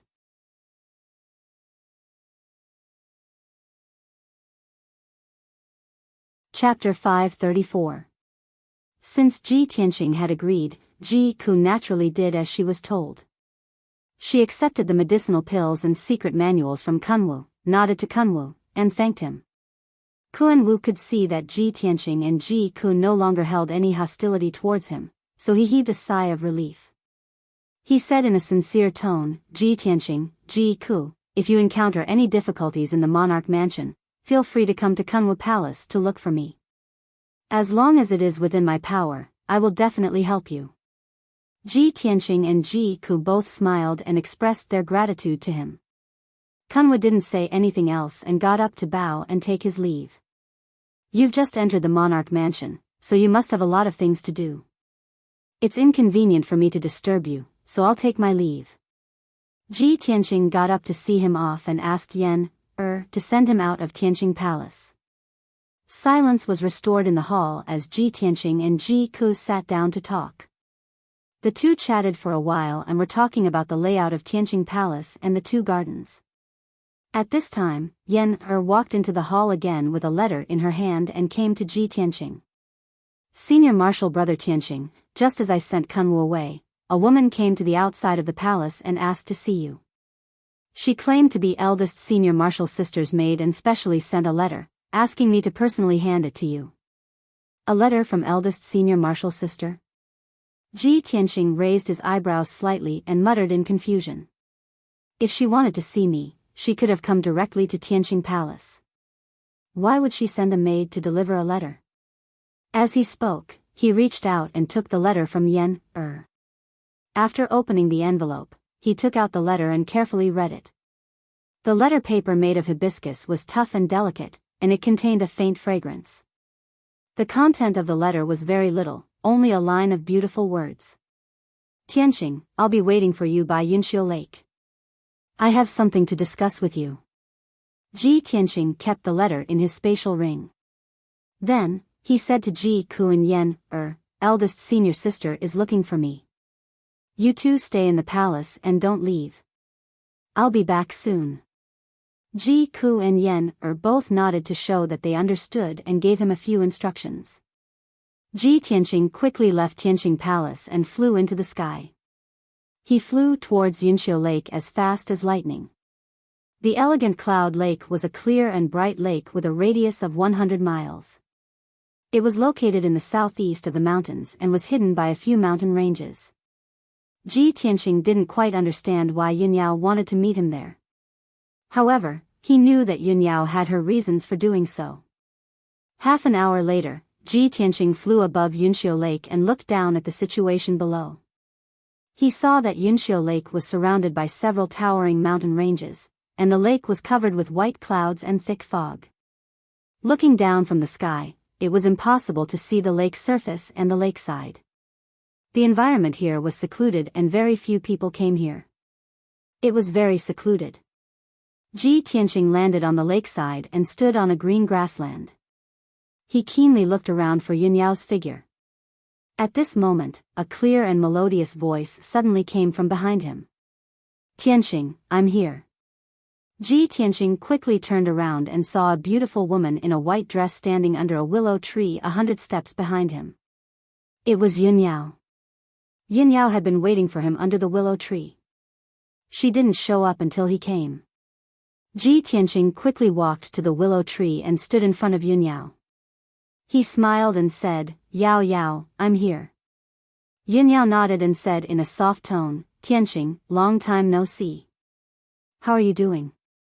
Were you injured when you fought with Long Yunxiao on the monarch stage that day? Ji Tianqing gently shook his head and said, I'm fine. I've made you worry. Yao Yao, why didn't you go to Tianqing Palace to find me? Instead, you asked to meet me here? Yunyao calmly explained, Tianqing, the relationship between the major forces in the central state is a little complicated. It's hard to explain it clearly in a short time. Cloud Spirit Palace is now in a dangerous situation, and you and I are also at the heart of the struggle. That's why I didn't visit you before. Even if you entered the monarch palace, I couldn't go to Tianqing Palace to find you, so as to avoid being discovered by people with ulterior motives. However, there are some things that can't be explained in a letter. I have to tell you in person, so I can only take the risk and ask to meet you here. Ji Tianqing nodded slightly and said calmly, Yao Yao, you don't have to explain anything. I understand that you have your own considerations and difficulties. It's good that you can understand. Yin Yao's eyes revealed a touch of gratification. Then, she said with a serious expression, Tianqing, now that you have entered the monarch palace, if you want to establish yourself in the central state city, you have to understand the power structure of the central state. In our human race, the strongest is the imperial court, followed by the three great families. These three ancient families, other than our cloud spirit palace, there is also the Murong family and the Duanmu family. For many years, the three great families have been in a tripartite balance of power, fighting both openly and covertly. However, the three great families are independent of each other and have always maintained a balance. However, in recent years, there seems to be a mastermind behind the scenes who is plotting something, actually making the Murong and Duanmu families work together to deal with our Yun family. The Yun family is gradually declining, while the Murong and Duanmu families are becoming more and more arrogant and despotic, becoming more and more unrestrained.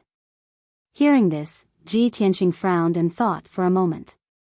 Then, he said with a serious expression, if there really is a mastermind behind the scenes controlling the two great families, then the mastermind behind the scenes must be terrifyingly powerful. A power that can make the two ancient families bow their heads. I'm afraid, it's related to the imperial court, right? Yin Yao looked at him with some surprise and nodded, Tianqing, I didn't expect you to understand so quickly. You guessed right. Mother and I have also analyzed that the mastermind behind the scenes is most likely a descendant of the imperial court. However, the imperial court has many descendants. Other than the emperor, there are also several princes, princesses, and kings. Before we have conclusive evidence, we can't determine who is the mastermind behind the scenes. Ji Tianqing frowned and said in a serious tone, this matter involves the imperial court's descendants. Your Yun family must be careful and not make the slightest mistake. Otherwise, it will be a great disaster. That's right. Yin Yao nodded and said with a serious expression, therefore, the Yun family's current situation is worrying. Mother is also very worried about this matter. Tianqing, you have become famous in this battle. After becoming the emperor, you will definitely be targeted by the two great families. The Murong family's legitimate son, Murong Lingfeng, and the Duanmu family's Duanmu Yulong, both of them are in the emperor manor. Moreover, they have been in the emperor manor for many years and have already built a deep network of forces. You must be on guard against the people from the two great families. Don't have any contact with them. No matter how they behave, no matter how sincere they are to you, they must have other motives and schemes. Hearing Yun Yao's serious warning, Ji Tianqing came to a realization and nodded, so that's how it is.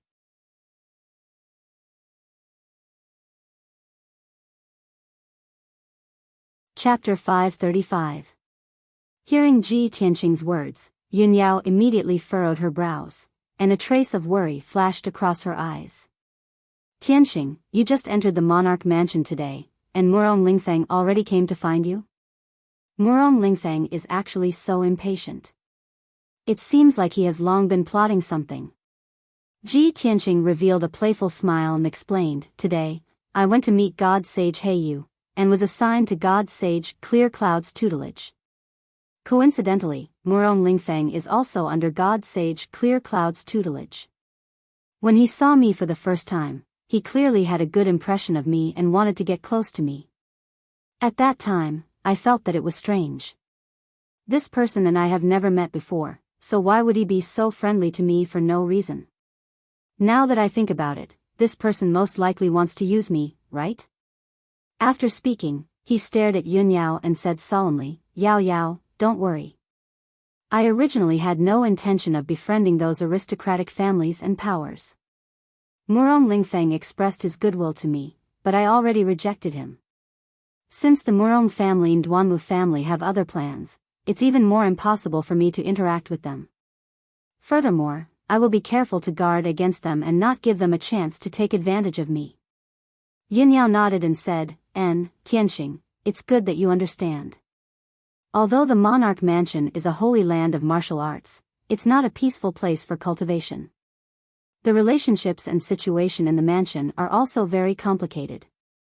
There are more than 50 princes in the mansion, and they come from various powers, aristocratic families, and imperial courts of the 3 major races. They all have different camps and goals. Although everyone looks calm on the surface, there are actually turbulent undercurrents. For so many years, they have been fighting openly and covertly. Yin Yao briefly explained the situation in the monarch mansion and reminded Ji Tianxing to be careful. Ji Tianxing listened attentively. After she finished speaking, he looked at her with a gentle gaze and said calmly, Yao, actually, before this, I never thought of entering the monarch mansion, nor did I think of obtaining the fame I have today. All of this originated from what your mother said. She told me that only by entering the monarch mansion and becoming a noble prince would I have the right to interact with you. From that moment on, I decided that no matter what, I had to enter the monarch mansion. I don't care about the glory and prestige of becoming a prince, nor do I care about the reverence and worship of the people. I only care about you. Yin Yao's heartbeat sped up as she was stared at by his gentle yet firm gaze. A hint of gentleness appeared in her eyes. She nodded and stared at Ji Tianxing and said, Tianxing, I understand your intentions. Everything you did, all of this for me. You are not a prince of the aristocratic family's mansion, of course. But, Yun's is heaven is, because the future, there will be bloodsheds of heaven. There is no way. You. Ed edition. Eds we, s. Ji Tianxing nodded and said firmly, that's right. The grudges of the 3 aristocratic families, the situation between the different clans, and the fight in the monarch mansion are all earth-shattering. But, even if I am a lone boat, I must ride the wind and break the waves, moving forward courageously. Life is like a game of chess, and I am willing to be a pawn. Although my actions are slow, who has seen me take half a step back? When he said these bold words, an invisible aura of an expert was emitted from his body. He was quite persistent and confident. Yin Yao looked at him with shining eyes. She stretched out her slender fingers to hold his hand and said solemnly, No, Tianxing, you are not a lone boat. I will always be by your side, and we will weather the storm together. The 2 of them looked at each other and saw the determination and persistence in each other's eyes. After a long time, Yin Yao let go of Ji Tianxing's hand and said in a low voice, Tianxing, we should go back. Ji Tianxing hesitated for a moment. Seeing that Yin Yao was about to leave, he said, Yao, there is something I want to tell you. Yin Yao asked calmly, what is it? Ji Tianxing said in a low voice, actually, Long Yunshao is not a hateful person. He is not a bad person. Although he is cold and arrogant on the surface, I can see that he is sincerely good to you. In order to make you happy, he has made a lot of sacrifices in secret. Maybe you don't need to hate and be hostile to him. I think he is a good friend. Yin Yao was startled for a moment, then nodded and said, Yes, I know what you said. Long Yunshao is not a hedonistic son of a rich family, nor is he a vicious and sinister person. He is many times more outstanding than the children of the aristocratic families. Moreover, he has inherited His Majesty the Emperor's demeanor and bearing. He is highly regarded by the Emperor. Speaking up to here, she paused for a moment and looked deeply at Ji Tianxing. Then, she continued in a calm tone, Actually, I don't really hate him. I just don't have any romantic feelings for him. Since I am destined not to be with him, I can't be pleasant to him and show him any good feelings. I can't give him hope and fantasy, lest he misunderstand and have some unnecessary misunderstandings, which will delay our time. That's why I deliberately avoided him and treated him coldly for so many years. I just want him to give up completely and cut off his thoughts so that he doesn't have to persist in his obsession. Maybe I am a little cruel, but in my opinion, this is the best way. Being indecisive and giving others hope and fantasy, and then extinguishing it with your own hands. That is the cruelest way. After listening to Yun Yao's words, Ji Tianqing understood her intention. He nodded and said, so that's how it is. I hope Long Yun Shao can let go of his obsession as soon as possible. This should be a kind of release for him. I hope so. Yun Yao nodded and waved goodbye to Ji Tianqing. She took out the jade hairpin from her hair bun and turned it into a pair of wind and fire wings. She flapped them and flew into the sky, leaving graceful Cloud Lake. Ji Tianqing watched her figure disappear into the sea of clouds. Then, he turned and flew back in the direction of Tianqing Palace. Not long after the two of them left graceful Cloud Lake, a tall and sturdy figure appeared in the sea of clouds above the lake. This person was a young man of about 30 years old from the human race. He had a handsome and resolute face. He wore a luxurious green robe and his entire body exuded a noble and dignified aura. He was the 9th prince of the emperor's residence, the first son of the Duanmu family, Duanmu Yulong. Duanmu Yulong frowned and stared in the direction Ji Tianqing left with a sinister sneer on his face. Ha, Ji Tianqing, this brat, indeed has an extraordinary relationship with Yun Yao. When he first barged into the emperor's residence, I could tell that he had something going on with Yun Yao. Fortunately, I was careful and kept an eye on his whereabouts. I didn't expect that on the first day he entered the emperor's residence, he would have a private date with Yun Yao by graceful Cloud Lake.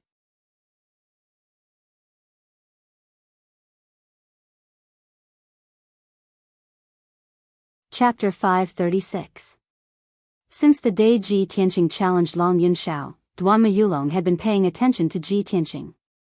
In the past few days, he had already sent people to secretly monitor Ji Tianqing's every move. Moreover, when Ji Tianqing entered the monarch mansion, he personally monitored Ji Tianqing. His keen intuition told him that there must be some secret between Ji Tianqing and Yun Yao. Now, Duanmu Yulong had indeed found the scene of Ji Tianqing and Yun Yao meeting in secret. He had a premonition that Ji Tianqing's appearance could bring about a favorable turn for their plan. Furthermore, Ji Tianqing might become the breakthrough point for them to deal with the Yun family and Long Yun Shao. Thinking of this, Duanmu Yulong sneered and turned around to enter the boundless sea of clouds, leaving graceful Cloud Lake. He flew across the sky as fast as lightning, heading straight for the exit of the monarch mansion. 2 hours later, he quietly left the monarch mansion. Swish! With a flash of light, Duanmu Yulong appeared outside the majestic gate. He looked around and saw that there was no one in the divine steel forest, so he used a secret technique to quietly change his appearance. Although he only slightly adjusted the outline of his facial features, his appearance had undergone a subtle change, so no one would recognize him at a glance. He put on an ordinary black robe and quickly passed through the divine steel forest, rushing towards a certain place in Central State City. About half an hour later, Duanmu Yulong entered a quiet and cold palace. The palace was dimly lit, and many experts and powerhouses were hiding in the dark. Duanmu Yulong walked all the way to the depths of the palace and arrived outside a dark secret room. 2 black-robed guards guarding the door silently stopped him and coldly stared at him. These 2 guards were actually heavenly origin stage powerhouses. Their auras were ice-cold, and their bodies emitted a faint murderous aura. Duanmu Yulong was very clear about the rules. He quickly took out his identity token and handed it over to the black-robed guards for inspection. After the 2 guards verified his identity, they opened the array at the door of the secret room and respectfully reported to the inside of the secret room, "Lord, Duanmu Yulong requests an audience." The gloomy secret chamber was silent. After a while, a strange voice that was neither male nor female sounded. "Let him in." The black-robed guard bowed. After leaving the secret room, he made a "please enter" gesture to Duanmu Yulong. Duanmu Yulong's whole body flashed with brilliance and the black robe disappeared. His facial features also changed slightly and quickly returned to normal. When he stepped into the secret room, he had already changed back to his original appearance. He was wearing a long green robe and had a handsome face. Inside the dimly lit secret chamber, there was a dense 5-colored spirit chi. A burly man in a golden robe and a dark purple cloak was standing in the secret room with his back to him. The golden-robed man exuded a noble and dignified aura as he quietly stared at the array diagram on the wall, seemingly contemplating something. Duanmu Yulong quickly bowed and respectfully said, "Duanmu Yulong greets Lord." The Lord was still staring at the array diagram on the wall. Without turning his head, he said in a low voice, "No need for formalities." Duanmu Yulong quickly straightened up and respectfully asked, "Lord, I wonder what you ordered me to come here?" The Lord leisurely said, "In recent days, a boy named Ji Tianqing has become the new emperor and is about to enter the monarch mansion. Keep a close eye on this boy. If you can find a good opportunity, get rid of him as soon as possible to avoid future troubles." The Lord's voice was low and gentle, but it contained an unquestionable majesty. After Duanmu Yulong heard it, he immediately showed a surprised expression. He obviously did not expect that the Lord's order was to deal with Ji Tianqing. Why would a great figure with such a noble status like the exalted Lord pay attention to Ji Tianqing? Ji Tianqing is just a despicable person from the 9 southern regions. Even if he has become the emperor, he is still a rootless duckweed. He can't enter the Lord's eyes. Why would the Lord pay attention to him and ask me to find a chance to get rid of him? What is this boy Ji Tianqing's background? Does he have another identity or background? Duanmu Yulong was full of doubts and did not understand the Lord's order. But since the Lord had given the order, he naturally had to follow it. Moreover, since the Lord did not want to disclose the information, he did not dare to ask. "Lord, please rest assured. I will follow your order." Duanmu Yulong cupped his hands and respectfully said, "Lord, I have been secretly watching Ji Tianqing for the past few days. Today, I found a clue. Today is the first day Ji Tianqing entered the monarch mansion. I saw him having a private rendezvous with Yunyao. The two of them seemed to be close."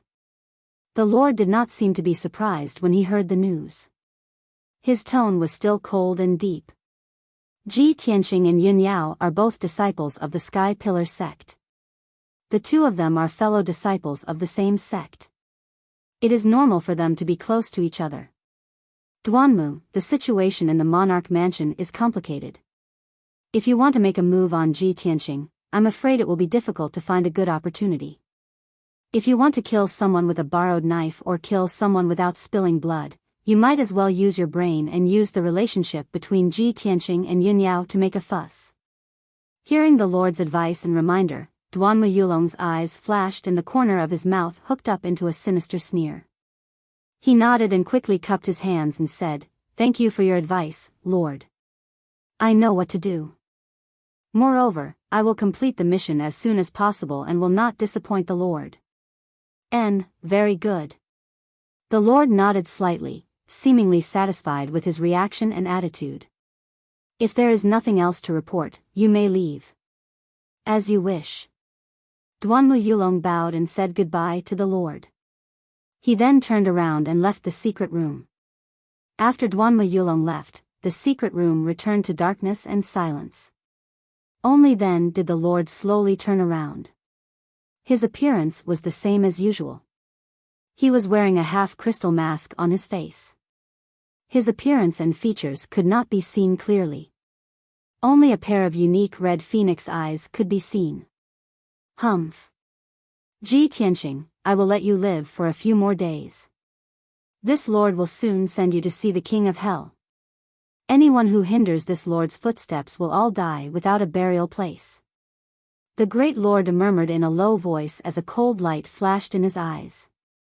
At the same time, Duanmu Yulong left the mysterious palace. He changed into a black robe and changed his facial features. Then, he quietly returned to the monarch mansion. On the way back, he was silently calculating in his heart, "Although our Duanmu family is the same as the Murong family, we work hard for the Lord. However, our Duanmu family will not fall behind the Murong family. We can't let the Murong family snatch the credit. The Lord personally summoned me and entrusted me with such an important task. He must think highly of me and doesn't trust that coquettish Murong Lingfeng. I must get rid of Ji Tianqing as soon as possible and do this beautifully. I must not disappoint the Lord.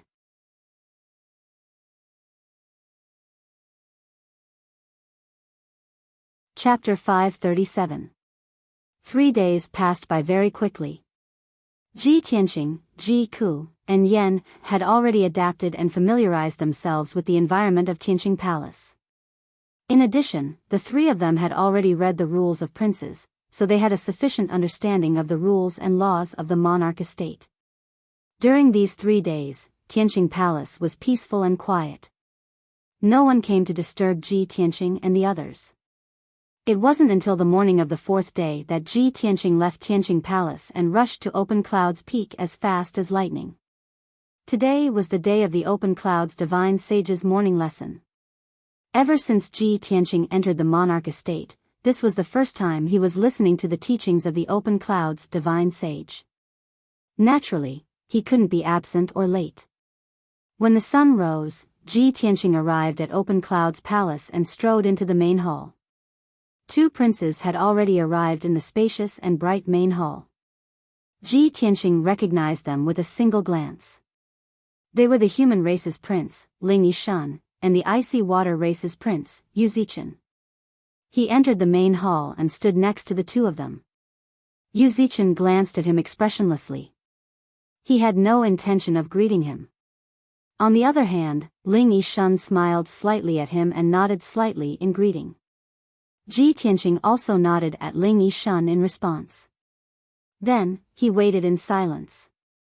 Before long, Kuan Wu and Murong Lingfeng entered the main hall one after the other. Both of them were conceited and disdained to pay attention to Ling Yishan and Yu Zichen. However, both of them greeted Ji Tianqing, showing their closeness. Ji Tianqing had received Yun Yao's reminder and knew of Murong Lingfeng's identity and objective. Now, when he saw Murong Lingfeng's hypocritical attitude, he felt more and more that this person was hypocritical. He didn't want to pay attention to him. However, Murong Lingfeng didn't care about his cold attitude at all. He didn't feel awkward at all. Half an hour later, the black-robed Open Cloud's divine sage entered the main hall. He walked to the seat of honor and sat down. Ji Tianqing and the 4 princes all bowed, paying their respects to the Clear Cloud Divine Master. The Clear Cloud Divine Sage nodded slightly and said calmly, "Today, I will talk about the peak of martial arts in the legendary realms of martial arts. Being the Emperor's children, in the future, you will be influential figures within the Tianxian land. You will even become the top elite warriors of the land. And the prerequisite to becoming a peak expert is to have foresight, to have a deeper understanding of the martial Dao realms and levels." Ji Tianqing had heard that the divine masters in the imperial residence would not teach specific cultivation methods and secret techniques. The god-tier masters would not interfere with the cultivation of the imperial princes. Only when the princes encountered difficulties in their cultivation and sought guidance from the god masters would the god masters be able to explain and guide them. Usually, the content taught by the divine masters were all different martial arts stories, ancient legends, and secrets of the Tianxian land. After listening to a god-tier master's lecture, the princes would often be able to broaden their horizons and increase their knowledge. This point was different from ordinary sects, and was also the uniqueness of the imperial residence. Only within the imperial residence could one come into contact with more martial arts legends and ancient secrets. Only then could one have the opportunity to climb to the peak of martial arts and reach a higher realm. Ji Tianqing looked at the Clear Cloud Divine Master with a calm expression and listened seriously. The Clear Cloud Divine Master said with a serious expression, "Currently, in the Tianxian land, those at the Tian Yuan stage are considered elite warriors. Princes who reach the Tian Yuan stage at such a young age are already influential figures. And the refined soul stage above the Tian Yuan stage is a supreme elite warrior in the eyes of all. Just like me and the other divine masters, in the eyes of ordinary people, we are the strongest warriors of the land. But in reality, that is not the case. Ordinary martial artists are short-sighted and have shallow knowledge. Above the refined soul stage, there are the primordial soul stage elite warriors. Primordial Soul Stage. Hearing this, Ji Tianqing was instantly interested. His heart was filled with curiosity and doubt. The Clear Cloud Divine Master explained in a low voice, as everyone knows, refined soul stage elites have surpassed the limits of their physical bodies and begun to cultivate their souls. Once they reach the refined soul stage, they can cultivate their souls and strengthen their soul power. They possess all sorts of inconceivable abilities. What are abilities? They are abilities that are inconceivable in the eyes of ordinary people, like those of gods. For example, they can tread on water and fire, fly in the sky and burrow into the ground, control wind, rain, thunder, and lightning, move mountains, control blades and swords to kill from a distance, and so on. Furthermore, if the physical body of a refined soul stage elite is destroyed, as long as their soul does not die, they can reform a physical body and continue to live. Normally speaking, elites who reach the refined soul stage can live for 500 to 1,000 years. In the eyes of ordinary people, they are like gods. Ji Tianqing had heard the burial of heaven talk about the refined soul stage before, but there were only a few sentences. He did not have a thorough understanding of it. Now that he heard the Clear Cloud Divine Master's explanation, he was enlightened and had a clearer understanding of the refined soul stage.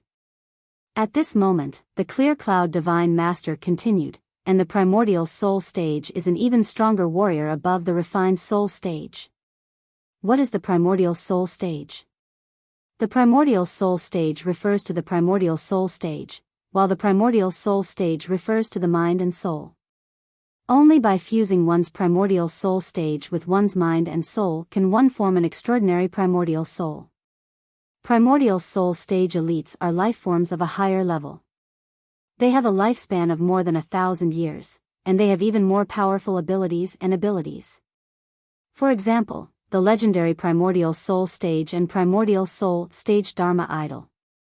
Elites at this level can leave their physical bodies and roam the world with their primordial soul stage Dharma idol.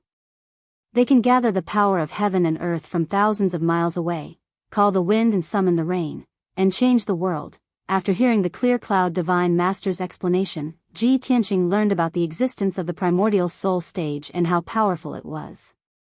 Anticipation and yearning grew in his heart.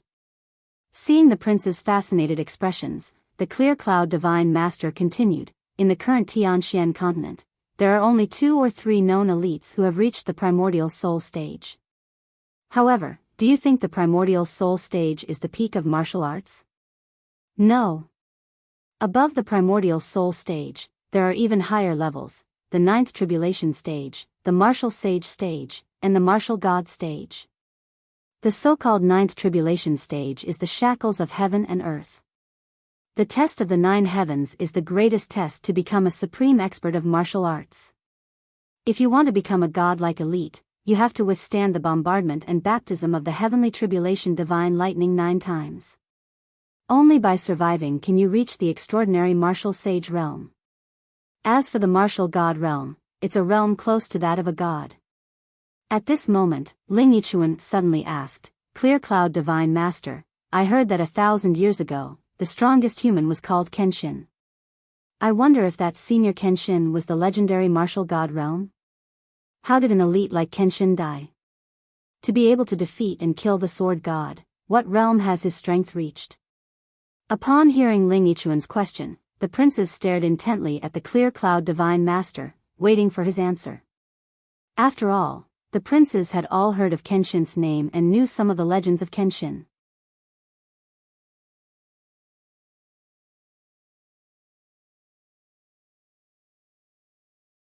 Chapter 538. When Kenshin's name was mentioned, the Clear Cloud Divine Artifact's expression also became solemn. He looked at Ling Yichen with a dignified gaze and said in a heavy voice, Kenshin was the most powerful person of the human race 1,000 years ago, and our residence has already been established for almost 10,000 years, continuing from the ancient times until now. I'm afraid that in the entire continent, only our monarch's residence understands Kenshin's legendary deeds the best. However, Kenshin's life story is our residence's greatest secret, and we cannot reveal too much. I can only tell you with certainty that Kenshin is a powerhouse that has surpassed the martial god realm. The strength of a godlike powerhouse isn't something you or I can imagine. Moreover, powerhouses at that level won't truly die. Ling Yichen immediately frowned, revealing a face full of doubt. He instinctively asked, if I may ask, Clear Cloud Divine Artifact, do you mean that Kenshin hasn't died? Kuan Wu, Murong Lingfeng, and Yu Zichen also looked at the Clear Cloud Divine Artifact expectantly. Clearly, they were very concerned about this question. Only Ji Tianqing remained expressionless, but he vaguely understood the Clear Cloud Divine Artifact's meaning. However, the Clear Cloud Divine Artifact ignored the prince's gazes filled with curiosity and didn't answer Ling Yichen's question. With your current strength, it's still unknown whether or not you can reach the soul-refining realm. Isn't it a bit too ambitious to explore the realm above the martial god realm right now? It's not just you. Even I and the few nascent soul powerhouses on the continent can't reach Kenshin's realm. This is because there are still no supreme martial arts in this world that can allow someone to reach the realm above the martial god realm. Hearing the Clear Cloud Divine Artifact's words, the gazes of Kuan Wu, Ling Yichen, and the others all dimmed, revealing deep disappointment. Ling Yichen pondered for a moment, then asked, Clear Cloud Divine Artifact, could it be that you can't even learn Kenshin's supreme martial arts? The Clear Cloud Divine Artifact frowned and looked at him with a dignified gaze. He thought to himself, why does this Ling Yichen have so many questions today? How strange. However, his expression did not change as he said in a deep voice, Ling Yichuan, ever since Kenshin's fall, no one in this world has obtained Kenshin's ultimate art, nor has anyone cultivated it. I can't answer your question. Thank you, Divine Master. Ling Yichen bowed respectfully and did not ask any more questions. Ji Tianqing remained silent as usual, and his expression did not change much. In reality, after listening to the Clear Cloud Divine Artifact's explanation, waves of shock surged in his heart. He was filled with shock and excitement. Only now did he truly understand how powerful the Kenshin was, and how high their status was. To think that there are martial saints and martial gods in this world. In fact, Kenshin has even reached the realm above martial god. Other than Kenshin, no one else in the world could reach such a level. The fact that I was able to obtain Kenshin's tomb and cultivate Kenshin's secret arts is truly a once-in-a-lifetime opportunity and a great fortune. This is even more so the greatest gift and care that the heavens have given me. I will definitely cultivate Kenshin's secret arts even more diligently. I hope that I can be like Kenshin in my lifetime and reach the realm above martial god, exploring the limits of martial arts. Ji Tianqing's heart surged with emotion, and he secretly made up his mind. Afterwards, the Clear Cloud Divine Artifact told everyone about the various abilities of the soul-refining realm and the primordial spirit realm, as well as the legends of many senior powerhouses. Everyone listened attentively, yearning and worship growing in their hearts. At the same time, their horizons were broadened. 2 hours later, the Clear Cloud Divine Artifact finished telling the stories of the powerhouses, and announced the end of today's morning class. Ji Tianqing and the 4 princes bowed to the Clear Cloud Divine Artifact in unison, then turned and left the Clear Cloud Palace. After leaving the Clear Cloud Palace, the princes flew into the sky, returning to their respective abodes. Ji Tianqing had just flown a few kilometers when a call came from the vast sea of clouds behind him. Junior apprentice brother Ji, please wait. Ji Tianqing stopped in his tracks and turned to look at the sky behind him. After seeing who it was, he couldn't help but raise an eyebrow. This person wasn't Murong Lingfeng, but Ling Yichen, who had given him a pretty good first impression. Ling Yichen flew to his side and stood still, smiling as he said, Junior apprentice brother Ji, during the morning class just now, I saw that your expression was calm, as if you had a card up your sleeve. It seems that junior apprentice brother Ji is very familiar with the realm of martial arts and the legends of Kenshin. And I've always admired Kenshin greatly, so I'm very interested in his legends. May I ask what junior apprentice brother Ji thinks of what the Clear Cloud Divine Artifact said? Ji Tianqing frowned slightly, looking calmly at Ling Yichen, and said, Senior apprentice brother Ling, you think too highly of me. I'm not a disciple of a noble family, and I've just entered the imperial residence. Today is also the first time I've heard of such a profound realm of martial arts. As for what the clear cloud divine artifact said, my thoughts are the same as everyone else's. I admire and yearn for it, that's all. Although Ji Tianqing's impression of Ling Yichen wasn't bad. He knew very well that none of the princes who could enter the imperial residence were ordinary people. None of them were easy to deal with. In the complicated imperial residence, it was taboo to talk too much with someone who didn't know each other. After Yun Yao's reminder, he had always been cautious and guarded against the other princes. How could he possibly talk too much with Ling Yichen? And yet, Ling Yichen looked like he was eager to learn. He said somewhat unwillingly, "Junior apprentice brother Ji, we're both disciples of the clear cloud divine artifact, so we're brothers. We'll have to take care of each other in the future. It's normal for us to discuss and communicate with each other after class. You don't have to be so guarded, do you?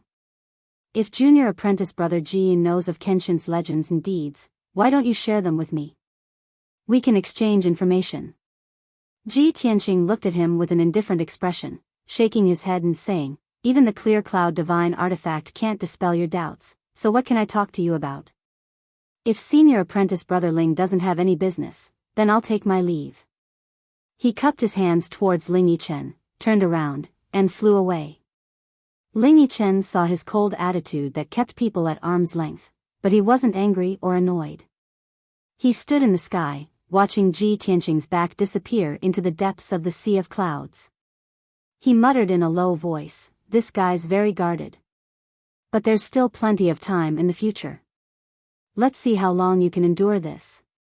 Finished speaking, he turned around and flew away with a smile. An hour later, Ji Tianqing returned to Tianqing Palace. He had just stepped through the palace gates when he saw Ji Ku, Qian Yu, and Yan Er all in the courtyard. Ji Ku was sitting cross-legged in the empty space in front of the palace. He seemed to be cultivating some kind of cultivation technique. Her aura was wild and chaotic, and her complexion constantly changed. Sometimes it was as pale as snow, and sometimes it was as golden as paper. Qian Yu and Yan Er surrounded her, looking at her with concern. The two of them watched Ji Ku cultivate as they whispered into each other's ears, discussing something. When they reached a critical point, the two of them actually stuck to their own opinions and argued. Seeing this, Ji Tianqing vaguely felt that something was amiss. He hurriedly walked over to inquire about the situation.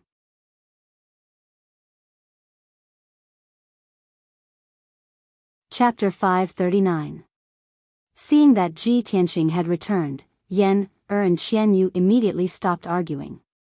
Ji Ku, who was cultivating, also quickly stopped and opened her eyes. With a worried look, she quickly came to Ji Tianqing and said, "Big brother Tianqing, there's a problem with the cultivation art I'm cultivating." Ji Tianqing nodded and quickly comforted her, "Ku, don't worry. Tell me the details slowly." Ji Ku truthfully said, "I'm cultivating the Golden Raccoon clan's secret art that Kunwu gave me.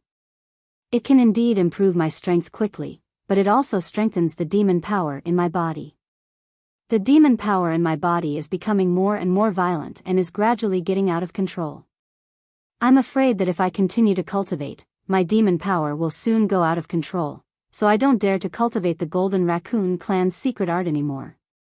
However, when I cultivate the original human race's cultivation art, the world's spiritual energy I absorb clashed with my demon power, causing it to become even more violent. I've already tried to change several cultivation arts just now. Qian Yu and Yan Er also helped me think of a way, but they all failed without exception. Big brother Tianqing, what should I do?" Ji Tianqing frowned and thought for a moment.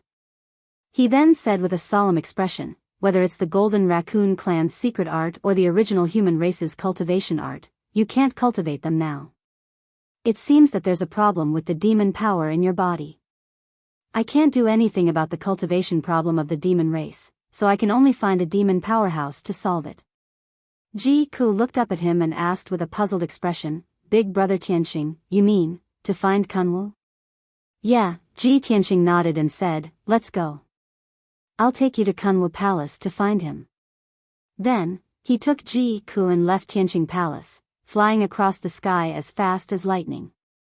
The two of them flew for 200 miles and crossed several mountain ranges before arriving at the Kunwu mountain range where Kunwu was located. Swish! The two of them landed on the mountain peak and walked toward the gate of Kunwu Palace. There were more than a dozen demon clan guards guarding the gate. They only let Ji Tianqing in after asking him about his identity and purpose. Under the guidance of a guard, the two of them passed through the gate and entered Kunwu Palace. The guard led the two of them through the first courtyard and into the guest hall. Please wait here for a moment.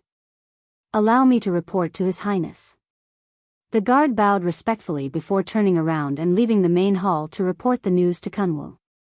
Ji Tianqing and Ji Ku sat in the guest hall and waited for a while. Then, they heard footsteps outside the hall. The two of them turned to look at the entrance of the main hall and saw that it was Kunwu. Kunwu quickly walked into the main hall. Before he sat down, he revealed a concerned expression and asked, Ji Tianqing, Ji Ku, did you encounter any trouble when you came to find Benjun? Ji Tianqing didn't bother with pleasantries and went straight to the point. That's right. Ku's cultivation has a problem. She's cultivating the Golden Raccoon clan's secret technique that you gave her. It can indeed increase her strength, but it also makes the demon qi in her body more violent. He explained the situation in a concise manner. After Kunwu heard this, he frowned in worry and looked at Ji Ku with concern. Ji Ku, Benjun needs to check the situation first to know what's going on. Ji Ku nodded and didn't refuse. Thus, Kunwu raised his right hand and put his index and middle fingers together like a sword.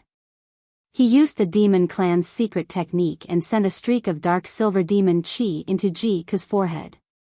He controlled the streak of demon qi and sent it through Ji Ku's meridians to check the situation inside his body. However, the demonic power he used was quickly blocked by the mysterious demonic power in Ji Ku's body. Kunwu used the secret technique again and again to increase the power of the dark silver demon qi. However, he still couldn't resist Ji Ku's mysterious demon qi. 100 breaths passed, but Kunwu didn't make any progress. He also couldn't detect Ji Ku's situation. Helpless, he could only use all his demon qi to rush toward the mysterious demon qi in Ji Ku's body. The two powerful demonic powers collided with each other in Ji Ku's body, and a muffled bang was heard. At that moment, Ji Ku's body trembled. His face turned pale, and blood flowed out from the corner of his mouth. Unable to withstand the power of the collision between the two demon qi, he closed his eyes and fell unconscious. Kunwu's expression changed drastically. He quickly retracted his demon qi and looked at Ji Ku anxiously and worriedly. At that moment, a silver crescent mark suddenly appeared on Ji Ku's fair and tender forehead. The crescent mark was like a birthmark, but it emitted a faint silver glow. It looked extremely mysterious and noble. When Kunwu saw the crescent mark, his body trembled. His eyes widened, and a look of disbelief flashed across his eyes. His expression was complicated. Other than shock, there was also a trace of surprise. However, the crescent mark on Ji Ku's forehead only appeared for a breath before it disappeared. Ji Tianqing saw that Ji Ku was injured and unconscious. He was also worried and anxious. He quickly asked, Kunwu, what's going on? Kunwu only came back to his senses when he heard his shout. He quickly waved his hand and said, Ji Tianqing, don't worry too much. Ku is fine. She's just unconscious. Ji Tianqing frowned and looked at him. He asked again, how's the demon qi in Ku's body? Is there a way to solve it? Kunwu nodded solemnly and said in a serious tone, Ji Tianqing, I roughly know what's going on with the demon qi in Ji Ku's body. However, with my strength and methods, I'm still unable to solve the mysterious demon qi for her. If I want to solve her problem completely, I can only bring her back to the demon clan and ask Father to save her. Ji Tianqing frowned. Bring her back to the demon clan? Ask the demon emperor to save her? Kunwu saw that he was hesitating, so he persuaded Ji Tianqing, Ji Ku's current situation isn't too serious. As long as my father helps, he can still save her. However, if we delay any longer, when the demon qi in her body completely breaks the seal, even the deities won't be able to save her.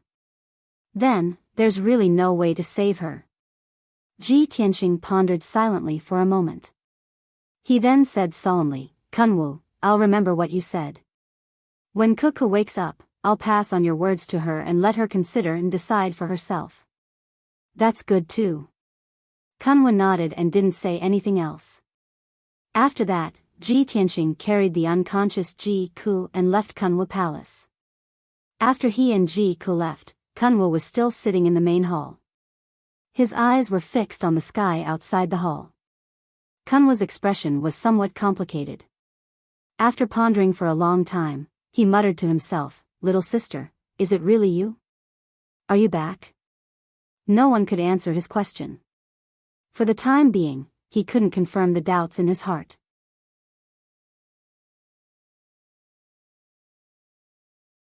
Chapter 540. After Ji Tianqing brought Ji Ku back to Tianqing Palace, he placed her in a room and let her sleep peacefully. Xian Yu stayed in the room to take care of her in case anything unexpected happened. Ji Ku slept for half a day and only woke up in the evening. Seeing that she had woken up, Xian Yu hurriedly went to inform Ji Tianqing. Although Ji Tianqing was meditating and cultivating, he kept thinking about Ji Ku's situation. After hearing the news, he hurriedly rushed to Ji Ku's room.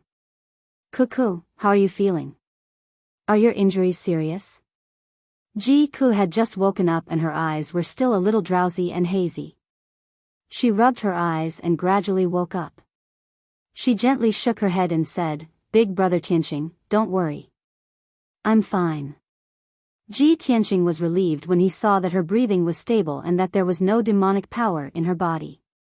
He thought for a moment and said, After you fainted, Kun Wu told me that he can't solve your problem either. If he wants to completely cure you, he can only bring you back to the demon race and ask his father, the demon king, to help. Also, your current situation isn't too serious. As long as the demon king helps, your problem can be completely solved. If this drags on. Ji Tianqing conveyed Kun Wu's words to Ji Ku word for word. After Ji Ku heard it, she shook her head with a determined expression and said, No. Big brother Tianqing, I don't want to go to the demon race. I'd rather not cultivate the secret techniques of the Golden Raccoon clan and not become a powerful martial artist than leave you. I won't go to the demon race. I want to stay by your side. Sigh. Ji Tianqing sighed and tried to persuade her again. Kuku, even if you go to the demon race, we'll only be separated temporarily. Once your problem is solved, you won't have to worry about the demonic power in your body anymore.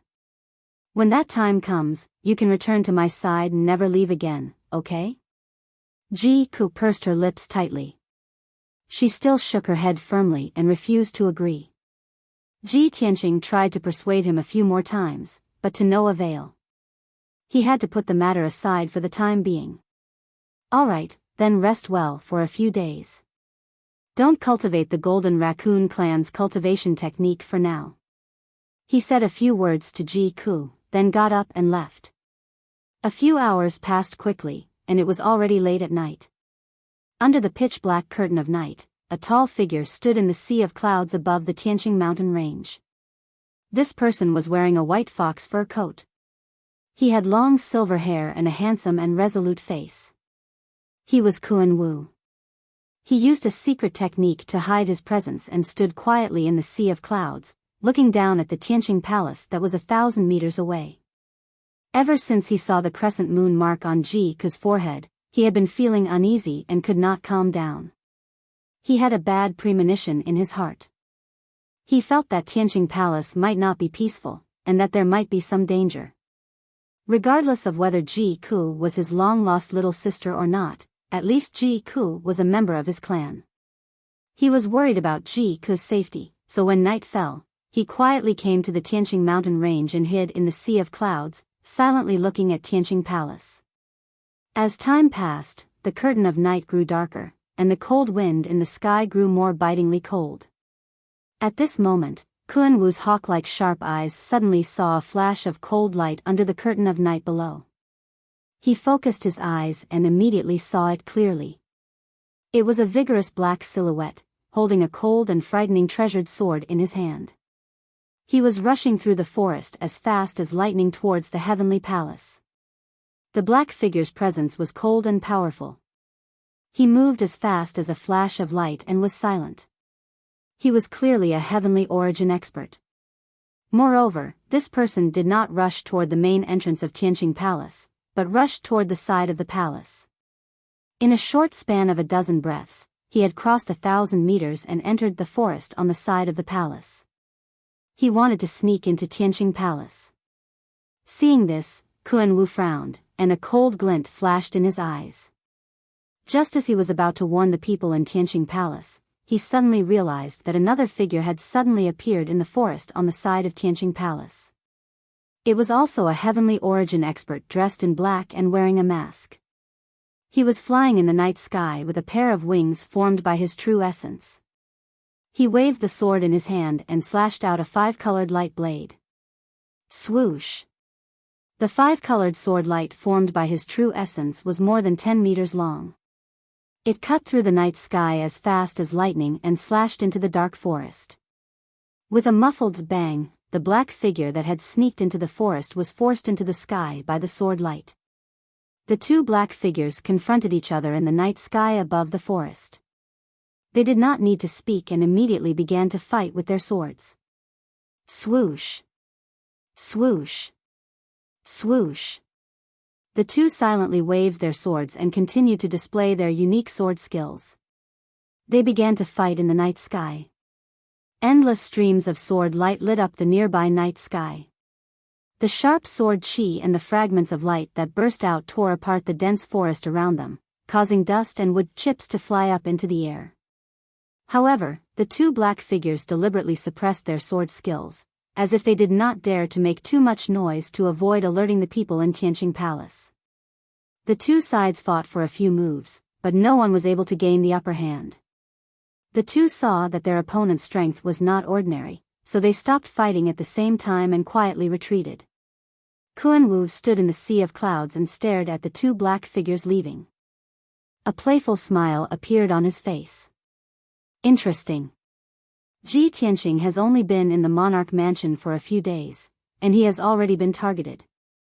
Looking at the posture of the two men in black, one wants to sneak into Tianqing Palace to assassinate, while the other hides outside Tianqing Palace, secretly protecting and guarding. The two guys are acting secretly and don't want to be discovered by Ji Tianqing. It seems that Ji Tianqing's identity and background are not as simple as they seem. If he is just a commoner from the 9 regions of the southern land, how could he cause such a disturbance? Kun Wu thought to himself and became more and more curious about Ji Tianqing's identity and background.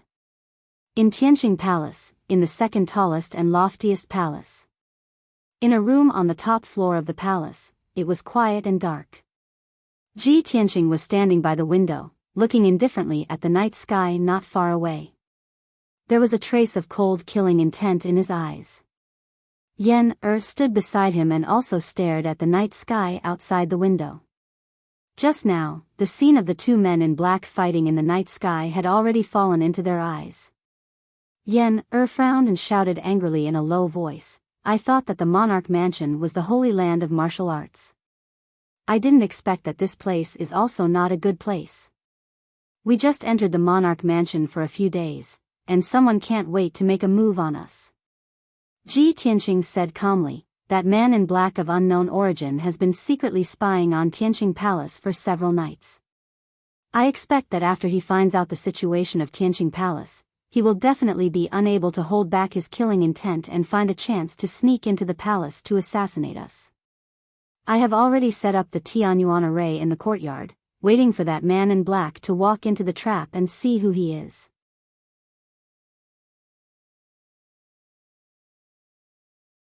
Chapter 541. Ever since Yunyao warned Ji Tianqing, he had been on guard for the past few days. Not only was he on guard against the people from the Duanmu and Murong families, but he was also on guard against the other princes who approached him rashly. In fact, even when he was cultivating or sleeping in the Sky Air Palace, he was constantly on guard. Although there weren't any guards or experts guarding the huge heavenly palace, there were still many of them. But in the past few days, he had set up powerful Tianyuan formations everywhere in the palace. With his attainments in formations, the Tianyuan formations he set up were very powerful. They were enough to fight and kill low-level Tianyuan powerhouses. The ubiquitous Tianyuan formations were much more effective than the guards. Of course, Yan knew about Ji Tianqing's plan and the deployment he had made over the past few days. He frowned and thought for a moment. Then, he whispered to Ji Tianqing, "Senior brother Tianqing, you've been planning for a few days and made sufficient preparations. It's a pity that the black-clothed assassin didn't manage to sneak in and was stopped by another black-clothed man." However, the second black-clothed man who appeared was lurking outside Tianqing Palace. He seemed to be protecting us and helping us block the assassin. I wonder who that person is? Or, who sent him here? Ji Tianqing also looked puzzled. He nodded slightly and said, "That's right. We have to investigate the identity of the second black-clothed man as soon as possible. We don't have any other friends in the Emperor Palace other than Senior Sister. Who would secretly protect us?" Yan pursed his lips and thought for a moment. Then, he whispered, "Senior brother, the only answer I can think of is Senior Sister. I don't think anyone else would send anyone to protect us other than her, right?" Ji Tianqing pondered for a moment. Then, he shook his head and said, "Not necessarily. If Senior Sister wanted to help us, she could have just told us. Why would she send someone to protect us secretly? Besides, the second black-clothed man was a Tianyuan powerhouse. How could Senior Sister mobilize a Tianyuan powerhouse to protect us?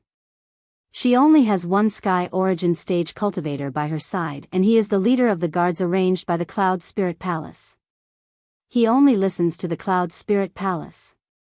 Yunyao had always been in the Sky Pillar sect, so she didn't have any trusted aides or guards by her side. Even if she wanted to mobilize Sky Origin Stage experts from Cloud Spirit Palace to secretly protect Tianqing Palace, the Yin family might not agree. Sky Origin Stage cultivators were not cabbages. Even in the ancient clans, they were the mainstays. How could they be ordered around? Yen'er listened to Ji Tianqing's explanation and immediately understood the key point. However, this made him even more confused. "Senior brother Tianqing, if it wasn't eldest Senior Sister's men, then who could it be?" Ji Tianqing frowned and shook his head, saying in a deep voice, "I can't think of anyone who would secretly help us. Now that we are in the open, those who want to deal with us and those who want to help us are all in the dark. The water in the imperial residence is getting muddier and muddier. We have to investigate it as soon as possible so that we can seize the opportunity." "Yes." Yen nodded with a firm expression, full of confidence in him. Ji Tianqing patted his shoulder and said in a deep voice, "That black-clothed assassin was stopped. He won't take the bait again tonight. Yen'er, go back and rest." After that, the two left the room and returned to their respective residences. Ji Tianqing returned to his room and sat cross-legged on his bed, silently cultivating. Now that he had his own spirit vein and cave, the biggest benefit was that he didn't have to worry about cultivation resources. Tianqing Palace had an endless amount of spirit qi, which allowed him to cultivate with twice the result with half the effort. Even the burial of heaven in Kenshin's tomb could continuously absorb the spirit qi of heaven and earth to speed up the recovery of his strength. Tianqing Palace was located above the spring of the spirit vein, so the spirit qi was extremely abundant. There was also a super large array set up in the cave, which gathered the spirit qi from all directions, causing the spirit qi in the palace to form 5-colored spirit clouds. As soon as Ji Tianqing started to practice cultivation, the 5-colored clouds above the palace turned into wisps of 5-colored spirit mist that poured into his body in an endless stream. The incomparably pure spirit qi of heaven and earth turned into surging vital essence and surged violently in the sword palace in his body. He cultivated the 8th level of the path of the sword heart. While constantly tempering the sword palace, he also allowed the sword embryo to gradually grow and strengthen, accumulating more and more vital essence. The 8th level of the path of the sword heart is to temper the body to the extreme and reach the limit of strength. Only when the body reaches the limit and is fully prepared can I cultivate the 9th level of the path of the sword heart and merge with the sword heart. In addition, I have to master the wood and earth elemental energy as soon as possible so that I can gather the power of the 5 elements and increase my strength faster. Ji Tianqing silently calculated in his heart. He had already made preparations and arrangements for his future cultivation plan and steps. After a while, he entered a state of emptiness and concentrated on cultivating, forgetting the passage of time. 2 days passed quickly.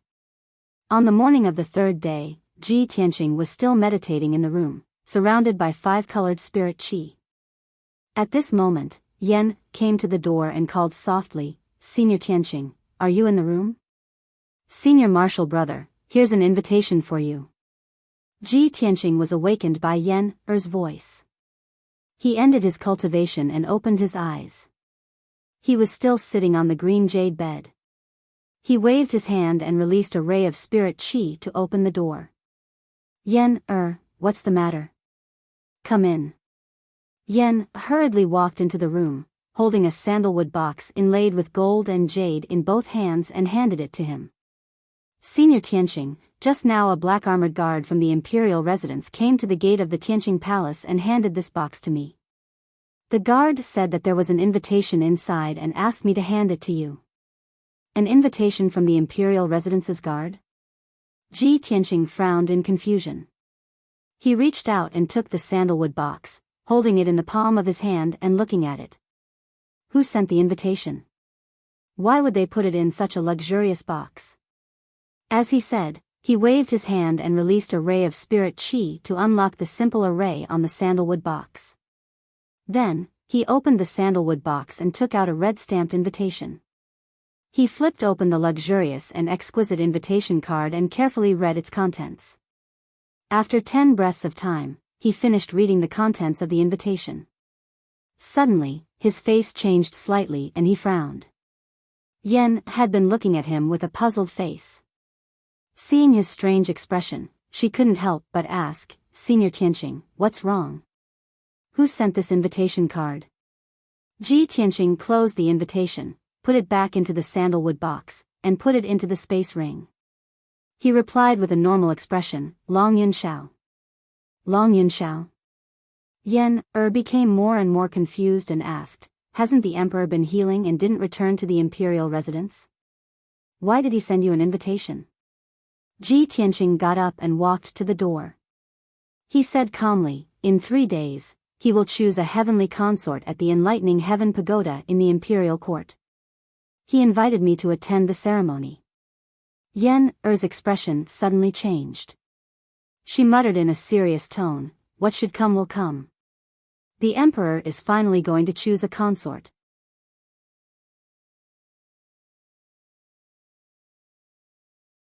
Chapter 542. It had been half a month since the battle between Ji Tianqing and Long Yunxiao at the imperial stage.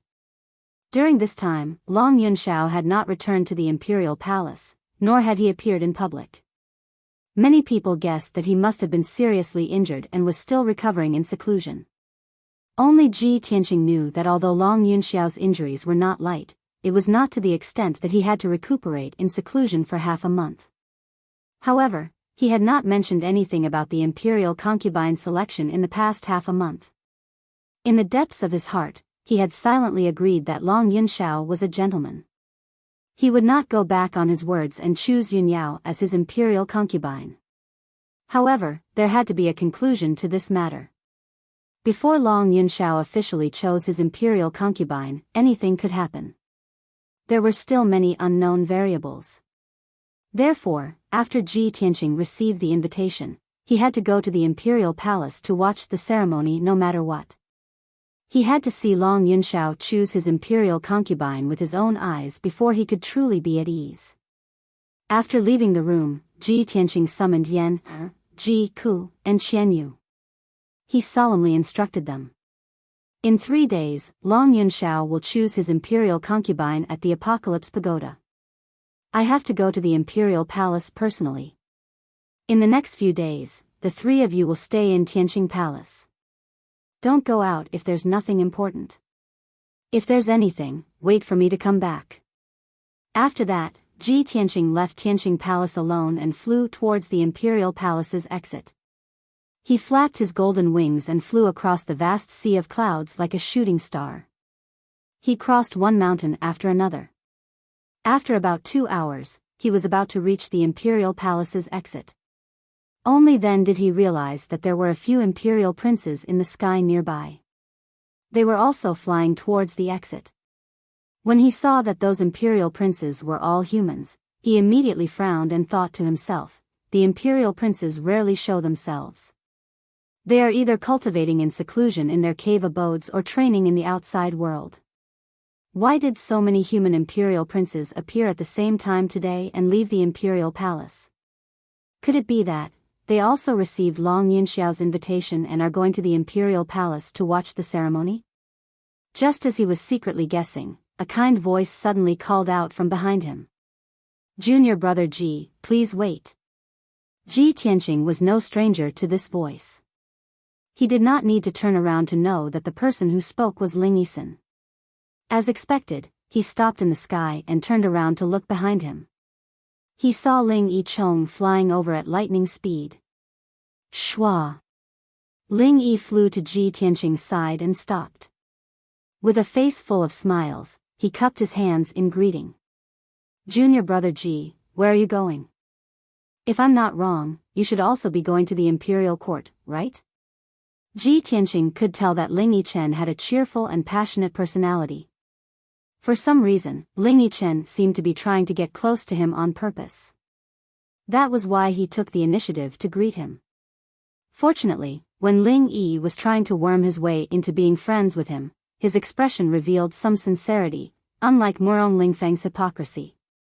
Therefore, Ji Tianqing nodded and said, that's right, I'm going to the imperial court to observe the ceremony. Why, is senior brother Ling also going to the imperial court? Ling Yichong immediately smiled. He took out a sandalwood box from his spatial ring and said, what a coincidence. The emperor also sent me an invitation, inviting me to observe the ceremony. Yes, if I'm not wrong, the emperor might have sent invitations to the dozen or so princes of the human race. As he spoke, he pointed at the princes in the sky not far away. There were a total of 7 princes of the human race. 3 of them were moving alone, while the other 4 were moving in groups. Ji Tianqing glanced at the princes and said with a calm expression, the emperor's selection of heavenly concubines is of great importance. It's only right for him to invite our princes to observe the ceremony. It's still very far from Central State City to the imperial court. I'm afraid of wasting time, so I'll take my leave first. With that, Ji Tianqing cupped his hands and bid farewell to Ling Yichong. He was about to turn and leave. However, Ling Yichong caught up with him again and said with a smile, Junior brother Ji, if I'm not wrong, you probably haven't been to the imperial court yet, right? It'll take at least 2 days to travel from Central State City to the imperial court. If you're not familiar with the route, it'll be hard to avoid wasting time and affecting the ceremony. Since we're brothers and we're going to the imperial court to observe the ceremony together, why don't we travel together? I'll lead the way for you. Ji Tianqing saw how enthusiastic he was and subconsciously wanted to reject him. However, he suddenly thought of something and swallowed his rejection. He nodded and said, that's good too. Then I'll have to trouble you, senior brother Ling. Ling Yichong was a little surprised to see Ji Tianqing agree so readily. This guy. He was cold to me before and seemed to be on guard against me. Why did he agree so readily today? Although Ling Yichong was puzzled, he didn't show it on his face and didn't show any abnormalities. Junior brother Ji is too polite. We brothers should take care of each other. He smiled and said politely. Ji Tianqing only nodded and didn't say anything else. After that, the 2 of them traveled together and rushed to the exit of the imperial residence. They then left the imperial residence together. Swoosh! With a flash of light, Ji Tianqing and Ling Yichang's figures appeared in the divine steel forest at the same time. Ji Tianqing was about to fly up into the sky, but Ling Yichang pulled him back and said seriously, "Junior brother Ji, for safety's sake, it's better for us to change our appearance before we travel. I'm not famous in the first place, so I'm not afraid of others seeing through my identity. However, junior brother Ji, you're now an influential figure in Central State City. Who knows how many people are paying attention to you? It's better for you to be more cautious." Ji Tianqing was stunned for a moment before he smiled and nodded. "Senior brother Ling is still the most considerate. Then we'll do as you say to avoid some unnecessary trouble." Thus, he used a meticulous technique to control the muscles and nerves on his face, slightly changing the outline and appearance of his facial features.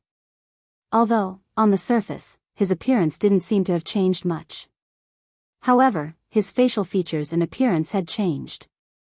Even if Yan, and Ji Ku saw him, it would be hard for them to recognize him at first glance. After changing his appearance, Ji Tianqing's body flashed with a golden light. The white robe he wore disappeared into thin air and turned into a long, sapphire blue robe. In this way, he changed from a handsome and mighty heaven's prime expert, a noble imperial prince, to an ordinary noble young master in the mortal world. After changing his appearance, he looked at Ling Yichang beside him and found that Ling Yichang had also changed his appearance. He was dressed as a rich young master like him. The two of them looked at each other and smiled.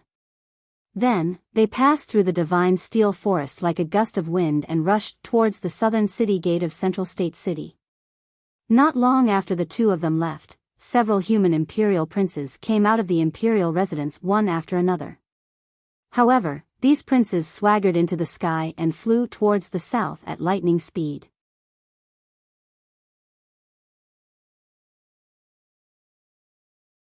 Chapter 543. Ji Tianqing and Ling Yichen ran as fast as the wind in Central State City. On the surface, they looked like ordinary rich young masters in the city, with only the strength of the Origin Core realm. No one would have thought that they were both powerhouses of the divine Origin realm, and were unparalleled imperial princes. However, while they were rushing, they noticed that there were divine Origin realm powerhouses flying over their heads. They could recognize at a glance that those figures that were as fast as flowing light were the imperial princes of the human race who came out of the monarch mansion. Many commoners and martial practitioners in the city were alarmed by those imperial princes. They all looked up at the sky and discussed in groups of 3 to 5. Ling Yichen smiled and said to Ji Tianqing, "Those fellows didn't hide their identities at all. Flying over so openly will definitely attract the attention and discussion of the commoners." Ji Tianqing nodded and didn't say anything. However, he thought to himself, if it's just being noticed and discussed by the commoners, then it's nothing. When I was in the monarch mansion, there were people who wanted to sneak into Tianqing Palace to assassinate me. Now that I'm out of the monarch mansion, those who want to deal with me won't let go of this opportunity. It was because he understood this that he listened to Ling Yichen's advice and changed his appearance. However, he was secretly puzzled. Why did Ling Yichen take the initiative to remind me to change my appearance? Does he know something? It'll take 2 days to get to the imperial court. I'll take this opportunity to observe this person. 2 hours later, Ji Tianqing and Ling Yichen passed through the South City Gate and left Central State City. After leaving Central State City, there were endless mountains and rivers outside the city. There were very few people. It was only then that Ji Tianqing and Ling Yichen flew high into the sky, flying south as fast as flowing light. The two of them flew high in the sky, crossing thousands of mountains and rivers along the way. They also passed by many villages and cities. During the journey, Ji Tianqing remained silent, secretly observing Ling Yichen. Ling Yichen didn't do anything out of the ordinary. As he flew, he was vigilant of his surroundings. He would occasionally chat with Ji Tianqing, but it was all about the monarch mansion. Unknowingly, a day had passed. In the evening, Ji Tianqing and Ling Yi had flown for an entire day. They had used up a lot of their true essence, so they were a little tired and sleepy.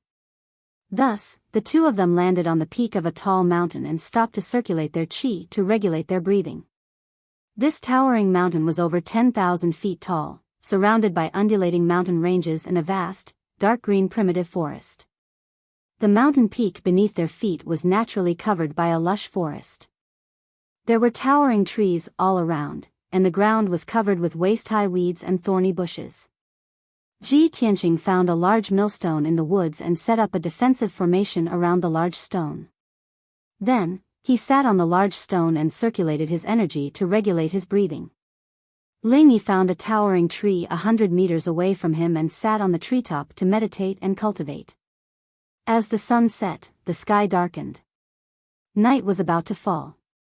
Ling Yi sat on the treetop and meditated quietly for 2 hours.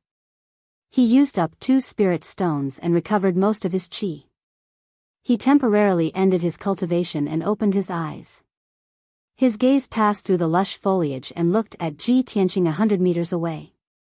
Seeing Ji Tianqing circulating his chi to regulate his breathing without any distractions, as if he wasn't on guard against everything around him, he couldn't help but frown. Sigh. Outside of Central State City, his situation must be even more dangerous. Why does he seem to be completely unaware?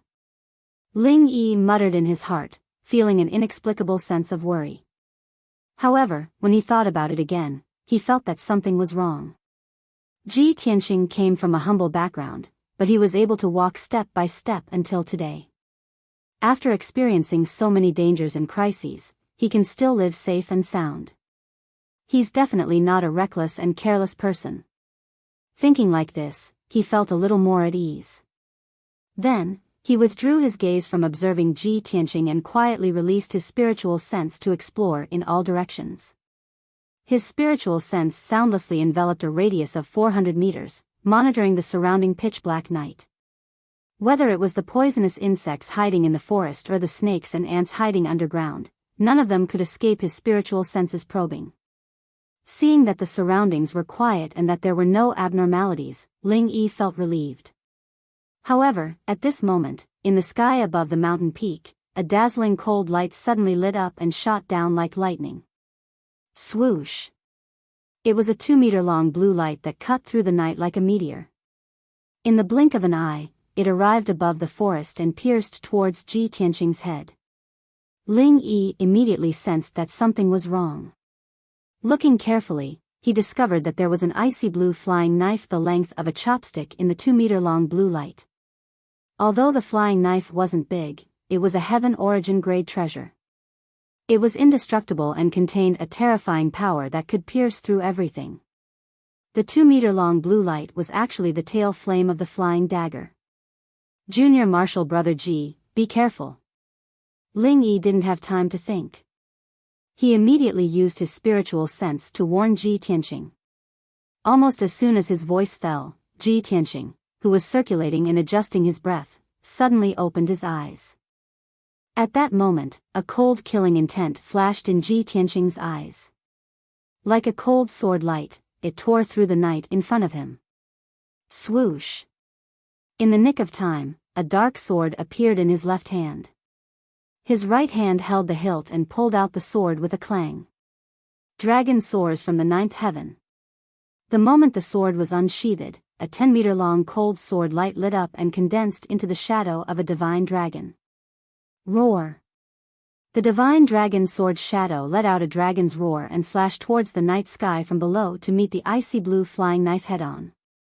In a split second, the divine dragon sword's shadow fiercely slashed at the icy blue flying knife. The sound of metal clashing against metal rang out. Clang! The 2-meter-long blue flame was shattered in an instant, and the heaven origin level icy blue flying dagger was sent flying back. The icy blue flying knife lost its support and tumbled towards the night sky in the distance. At this moment, a blue figure cut through the night sky and reached out to catch the icy blue flying knife. It was a thin figure wearing a blue robe with a veil over his face. His entire body was emitting an icy blue cold air. He stared at Ji Tianqing with cold eyes. His right hand surged with a majestic true essence and infused it into the icy blue flying knife. He shook his hand and threw the flying knife at Ji Tianqing. Swoosh! The icy blue flying knife's power once again soared to the limit. It tore through the night sky and shot towards Ji Tianqing with a 2-meter-long icy blue tail flame. Ji Tianqing raised his eyebrows. He stared at the blue-robed assassin in the night sky and sneered. Humph! Finally willing to show yourself? At the same time, Ling Yi flew towards Ji Tianqing with a black sword in his hand. He wanted to help him deal with the blue-robed assassin.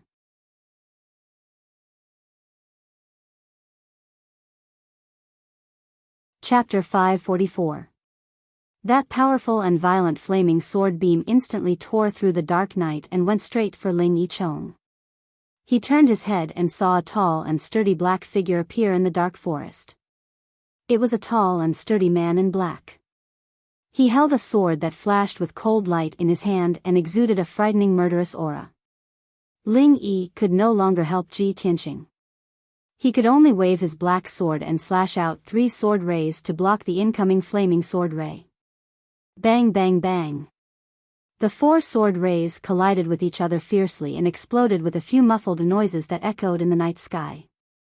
The flaming sword ray was defeated and turned into flames that covered the sky and earth, pouring down in torrents in the dark forest. The man in black rushed to the front of Ling Yi and swung his sword again, sending out several dazzling cold lights. A murderous intent flashed through Ling Yi's eyes. He hurriedly used his sword arts and fought with his opponent. At the same time, Ji Tianqing, who was 100 meters away, swung his sword again and sent the icy blue flying dagger flying. His figure flashed and flew into the night sky. He turned into a golden flowing light and took the initiative to attack the blue-robed assassin. The blue-robed assassin furrowed his brows. His eyes were filled with anger. He shouted in a low voice, "You dare to take the initiative to counterattack? You're courting death." He shouted in a low voice. A light flashed in his palm and a golden saber appeared out of thin air. Xian Bing slash. The blue-robed assassin held the saber with both hands and slashed out 36 icy blue saber rays. They were like countless icicles that stabbed at Ji Tianqing fiercely. The saber rays emitted a bone-chilling cold air that instantly enveloped a radius of several hundred meters. It made half of the mountain peak as cold as ice and snow. The air seemed to be frozen as well. Ji Tianqing was surrounded by dozens of saber rays. His body was frozen stiff by the bone-chilling cold air. His blood seemed to have solidified. However, he had already put away the black dragon sword. He activated the sword embryo's power and released a dazzling flaming sword. Crimson Dragon Flash. The 20-meter-long flaming sword carried an incomparably violent power and fiercely blasted toward the blue-robed assassin. The crimson flames condensed into a flaming divine dragon, exuding unparalleled heat and flame waves that swept in all directions. Suddenly, the dark night sky was illuminated with a dark red color, as if half of the sky was burning. The cold air that had shrouded half of the mountain peak was also dispelled. The 36 icy blue blade auras also quickly melted under the high temperature, their power greatly reduced. Peng peng peng. The huge flaming sword and the icy saber collided with a loud bang, causing a series of loud and muffled sounds to resound fiercely in the night sky. All of the cold blade lights were shattered into pieces of ice crystals that blotted out the sky, and were burned into water vapor by the flame and the high temperature. Instantly, the night sky was filled with water vapor. The blue-robed assassin clearly hadn't expected Ji Tianqing's strength to be so tyrannical, easily dispelling his attack. When the water mist that filled the sky surged, Ji Tianqing had already passed through the water mist as fast as lightning, charging towards him. The blue-robed assassin immediately sensed that something was wrong, and hurriedly retreated into the distance. His left hand emitted a dazzling icy blue brilliance, and 9 icy blue flying daggers immediately appeared in his palm, releasing a bone-chilling blade aura. The 9 flying daggers were all heaven origin level treasures, and they were a set of flying daggers in a chain. They could also form a dagger array, containing hundreds of changes and infinite power. 100 Transformation Divine Dagger. The blue-robed assassin growled with a murderous aura. He suddenly waved his hand and sent out 9 flying daggers, which turned into 9 icy blue lights that shot towards Ji Tianqing like meteors. The 9 icy blue lights scattered, covering the sky within a kilometer radius, and immediately formed a dagger array. The area within a kilometer radius was sealed by the invisible power of the array. The fierce and violent blade aura shuttled back and forth within the dagger array, crisscrossing and strangling. Ji Tianqing had just passed through the water mist and was about to rush towards the blue-robed assassin when he was caught in the dagger array. 9 icy blue blade lights whooshed over, piercing through the night sky and attacking his vital parts from all directions. At this critical moment, he had no time to dodge or counterattack, and could only use his golden wings to block. Golden rock wings. The golden wings transformed from Kenshin's battle robe instantly closed, and Ji Tianqing's body was enveloped.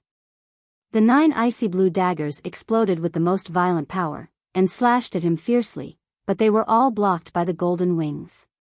Bang bang bang. In a series of muffled sounds, the icy blue daggers were all shattered, revealing the 9 flying daggers, which were all knocked back. However, the 9 flying daggers drew a few arcs in the night sky, and immediately lit up with icy blue lights, recovering their strength.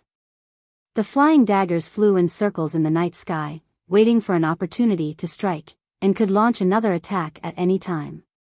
Ji Tianqing was knocked back 100 steps before he could stop. He spread his golden wings, and stared at the 9 icy blue daggers with a cold smile. Dagger array? Interesting. The blue-robed assassin looked at Ji Tianqing coldly. Seeing that there was not a single wound on his body, he frowned. This hateful brat can actually block my 100 transformation dagger? The information is wrong. This brat's combat ability is comparable to the 3rd level of Sky Origin stage. He definitely has not just reached Sky Origin stage.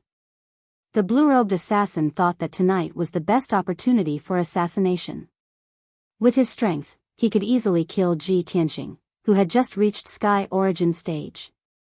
However, after he showed up, he had exchanged a few blows with Ji Tianqing, but he could not gain the slightest advantage. While he was furious, he had no choice but to take Ji Tianqing's strength seriously and treat him seriously. He was no longer in a hurry to attack, but secretly performed a secret technique to increase the power of the dagger array, and suppressed Ji Tianqing fiercely. I'll trap this brat with the dagger array first, then find a chance to kill him together. The blue-robed assassin thought, and subconsciously turned his head to look at the eastern night sky. In the night sky thousands of meters away from him, the black-robed man was fighting fiercely with Ling Yichuan. Both of them unleashed their strongest strength, swinging their swords and slashing out enormous sword auras that covered the sky, and collided fiercely with each other. Bang bang bang. The muffled sounds kept exploding, and spread far in the night sky. One after another, the sword auras shattered with a bang, creating a violent and devastating shockwave that spread in all directions like a hurricane. The mountain peaks around the two, and the primitive forest under their feet, were all devastated by the violent shockwave. Many enormous ravines and pits appeared. Obviously, the black-robed man and Ling Yichuan were evenly matched in strength. It would be difficult to determine the winner in a short time. The blue-robed assassin was still hoping that the black-robed man would finish off Ling Yichuan as soon as possible, and join forces with him to kill Ji Tianqing. Now it seemed that the black-robed man could not be counted on. If he wanted to kill Ji Tianqing, he could only rely on himself. The blue-robed assassin turned back to look at Ji Tianqing. He waved his hand and shot out streaks of icy blue light into the dagger array. The power of the dagger array suddenly increased, releasing thousands of icy blue dagger lights that shot toward Ji Tianqing like a rain of arrows. Ji Tianqing dodged and blocked the attacks, but his eyes were shining with wisdom and calmness. He was observing the dagger array, and quickly looking for a flaw in the dagger array. After a short 10 breaths, a bright light suddenly flashed through his eyes, and a cold smile appeared on the corner of his mouth.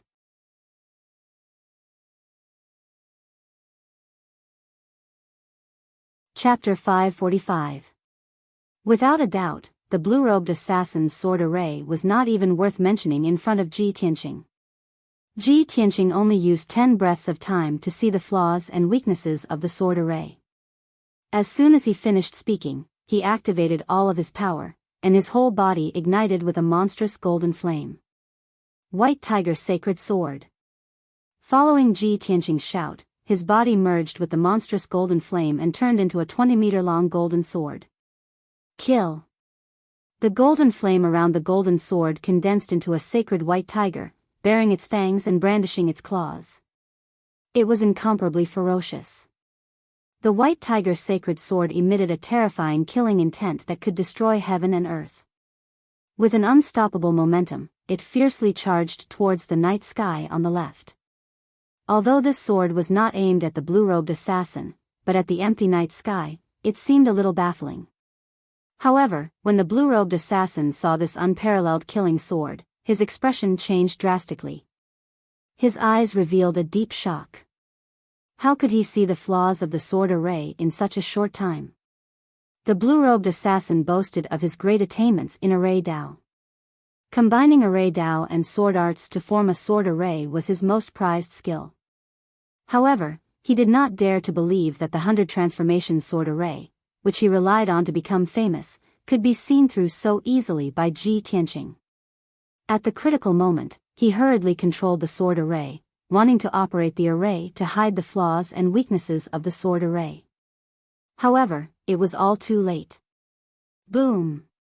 The white tiger's sacred sword was like a meteor streaking across the night sky. It instantly pierced the flaw of the sword array, and an earth-shattering explosion erupted. It lit up with an overwhelming icy blue light.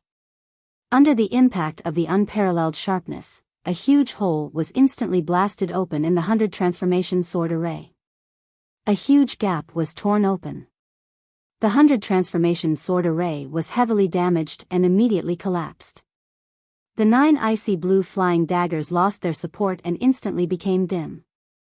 They fell from the sky powerlessly. However, the blue-robed assassin did not have time to care about the 9 flying daggers. He stared at the white tiger's sacred sword in fear and desperately retreated.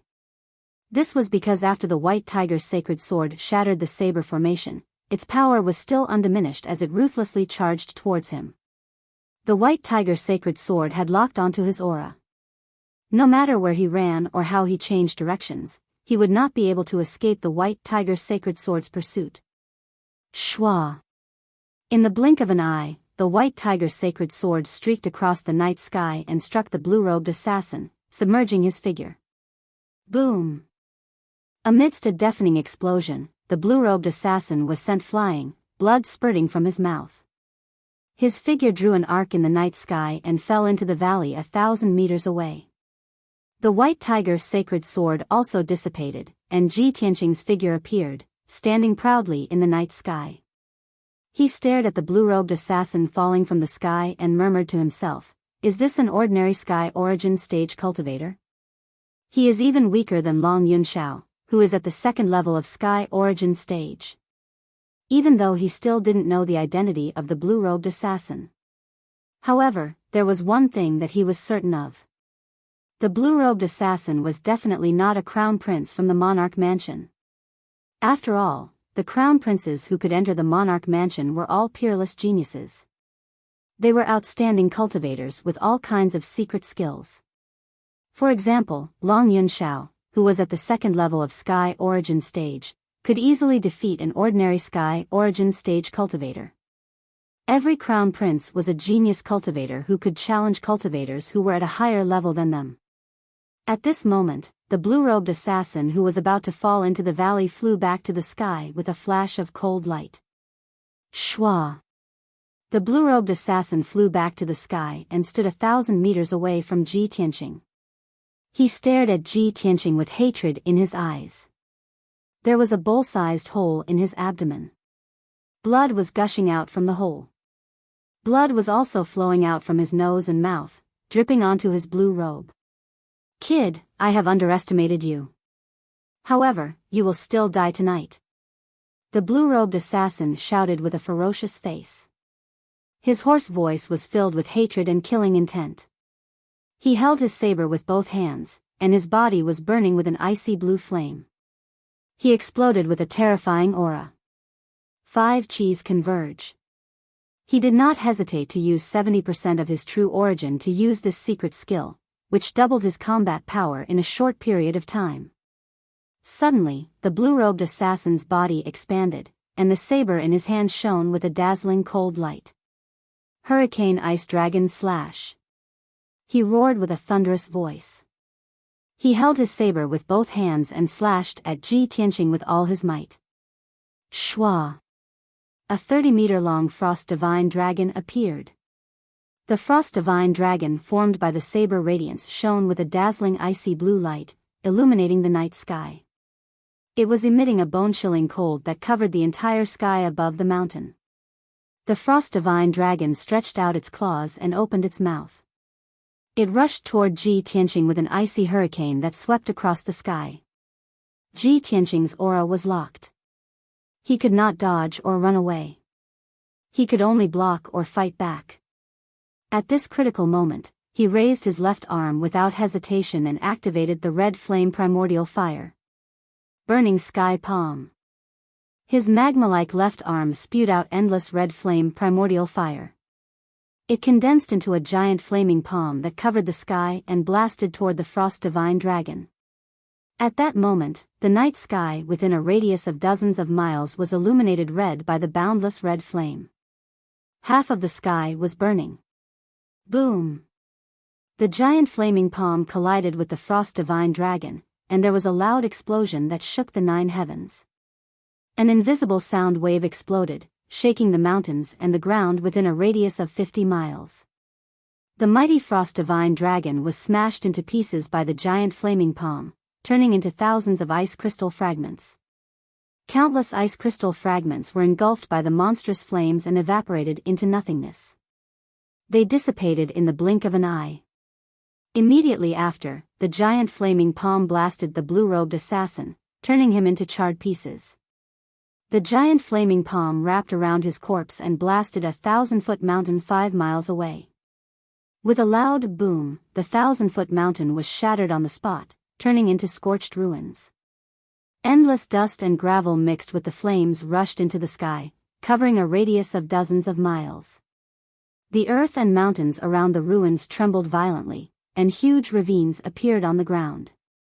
The surging red flame exploded, drowning the dozens of nearby mountains and turning them into a boundless sea of fire.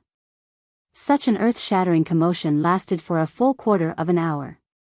The monstrous fire burned for a long time before gradually dissipating. After a long time, when the flames that covered the sky dissipated, Ji Tianqing's figure was revealed. He stood in the sky unscathed, gazing at the scorched ruins 5 miles away, and muttered regretfully. Unfortunately, that guy has been blasted into pieces. I can't figure out his identity. At this time, Ling Yi flew over like a stream of light and landed beside him. When Ling Yichen saw that the surrounding mountain peaks had shattered and that the area of several dozen miles had turned into scorched earth and ruins, his face was instantly filled with shock.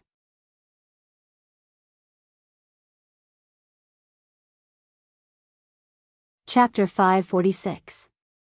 A Sky Origin Stage cultivator indeed had the power to split mountains and rivers. However, Ji Tianqing's giant flame palm was able to turn a radius of several dozen miles into a sea of fire and scorched earth. It was truly terrifying. Even if Ling Yichen's strength was 3 levels higher than his, he still couldn't do it. He witnessed the power of the burning sky palm with his own eyes. How could he not be shocked and horrified? However, Ji Tianqing's expression was indifferent. His eyes were as calm as ever. He turned his head to look at Ling Yichen beside him and asked, "Senior brother Ling, where's that black-clothed man?" Ling Yichen was startled for a moment. He revealed an embarrassed smile and explained, "That black-clothed assassin's strength has reached the 4th level of Sky Origin Stage. He's on par with me. I fought with him for more than 10 moves, but it was still difficult to determine the victor. Although I had the upper hand, it was still very difficult to defeat him in a short period of time. It just so happened that you used that burning sky palm." Its power was too terrifying. Both the black-clothed man and I hurriedly dodged. In the chaos, the black-clothed man saw that the situation wasn't good and fled. Ji Tianqing nodded and said with a solemn expression, "In that case, we still can't figure out who sent the two assassins even though we fought with them." A trace of self-blame flashed through Ling Yichen's eyes. He hurriedly comforted him, "Junior brother Ji, I've already memorized the black-clothed man's aura. If I meet him again, I'll definitely be able to recognize him." That's good too." Ji Tianqing nodded slightly and said with a calm tone, "Senior brother Ling, one assassin is dead, and the other has escaped. The other party probably won't make any more moves tonight. Let's leave this place first and find a safe place to rest for a while." Ling Yichen naturally nodded in agreement. He followed him into the night sky and continued to fly towards the south.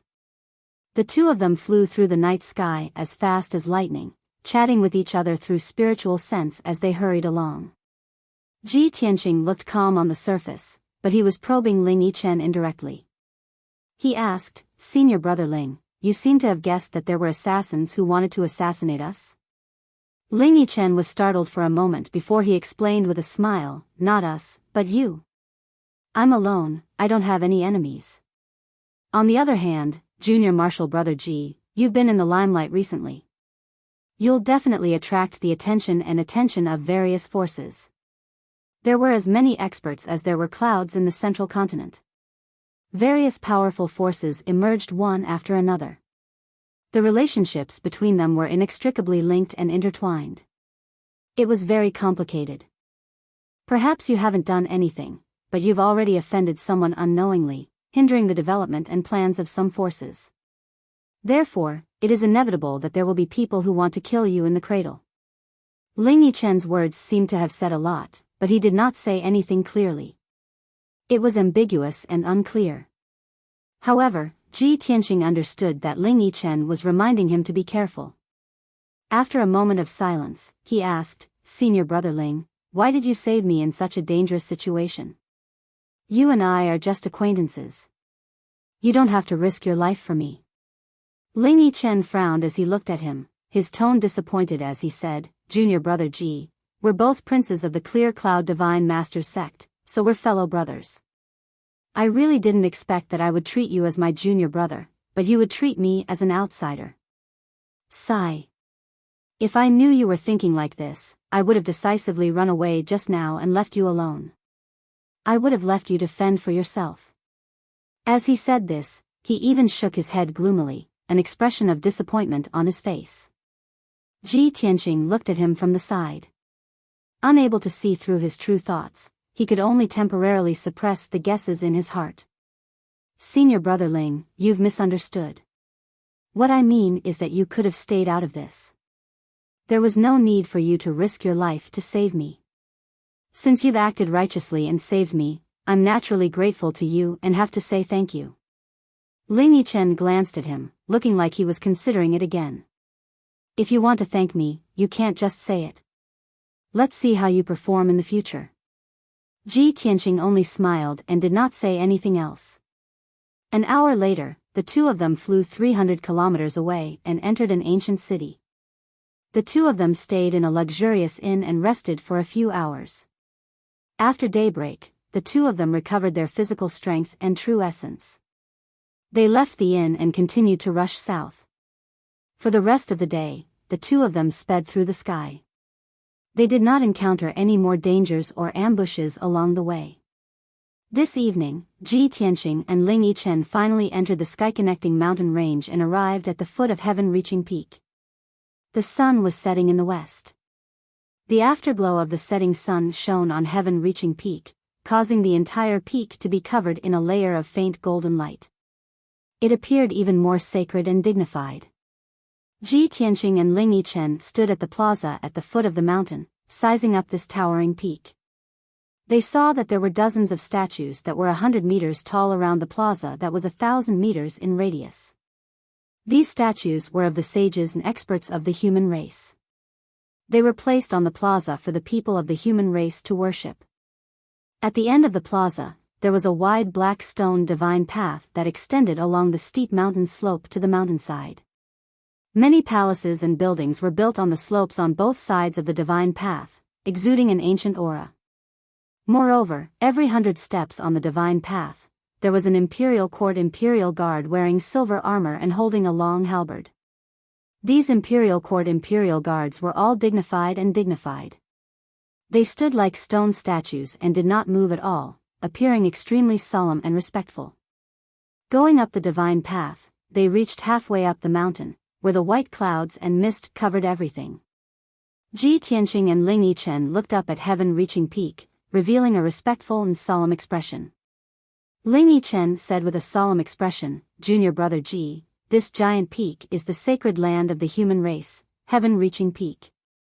The imperial court is located at the peak of heaven-reaching peak. This should be your first time in the imperial court, right? Later, you must properly admire the scenery of heaven-reaching peak." Ji Tianqing nodded slightly and said with a calm expression, "Let's go up." Then, he and Ling Yichen returned to their original appearances, becoming the dignified and extraordinary imperial princes. The two of them crossed the wide plaza and stepped onto the divine path paved with black stone, walking towards the mountainside. The consort selection ceremony was tomorrow. It was still early, so the two of them were not in a hurry. They walked towards the mountainside while admiring the scenery along the way. Heaven-reaching peak was surrounded by lush green mountain ranges. Numerous towering mountains were situated in the endless mountain range, their original appearance covered by thick white clouds and fog. Not long after, Ji Tianqing and Ling Yichen reached the mountainside and arrived at a towering gate. There were many imperial court imperial guards guarding the gate.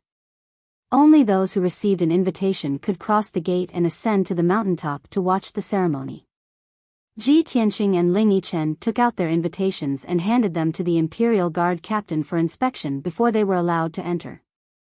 The two of them crossed the gate and continued to climb up the mountain along the solemn black divine path. The buildings above the mountainside were shrouded in white clouds and were faintly discernible. The two of them climbed the mountain in the clouds and enjoyed the scenery along the way. You're tuning into the Biyao's Wuxia Chronicles YouTube channel. Don't forget to subscribe and join us on this journey to catch the most captivating stories.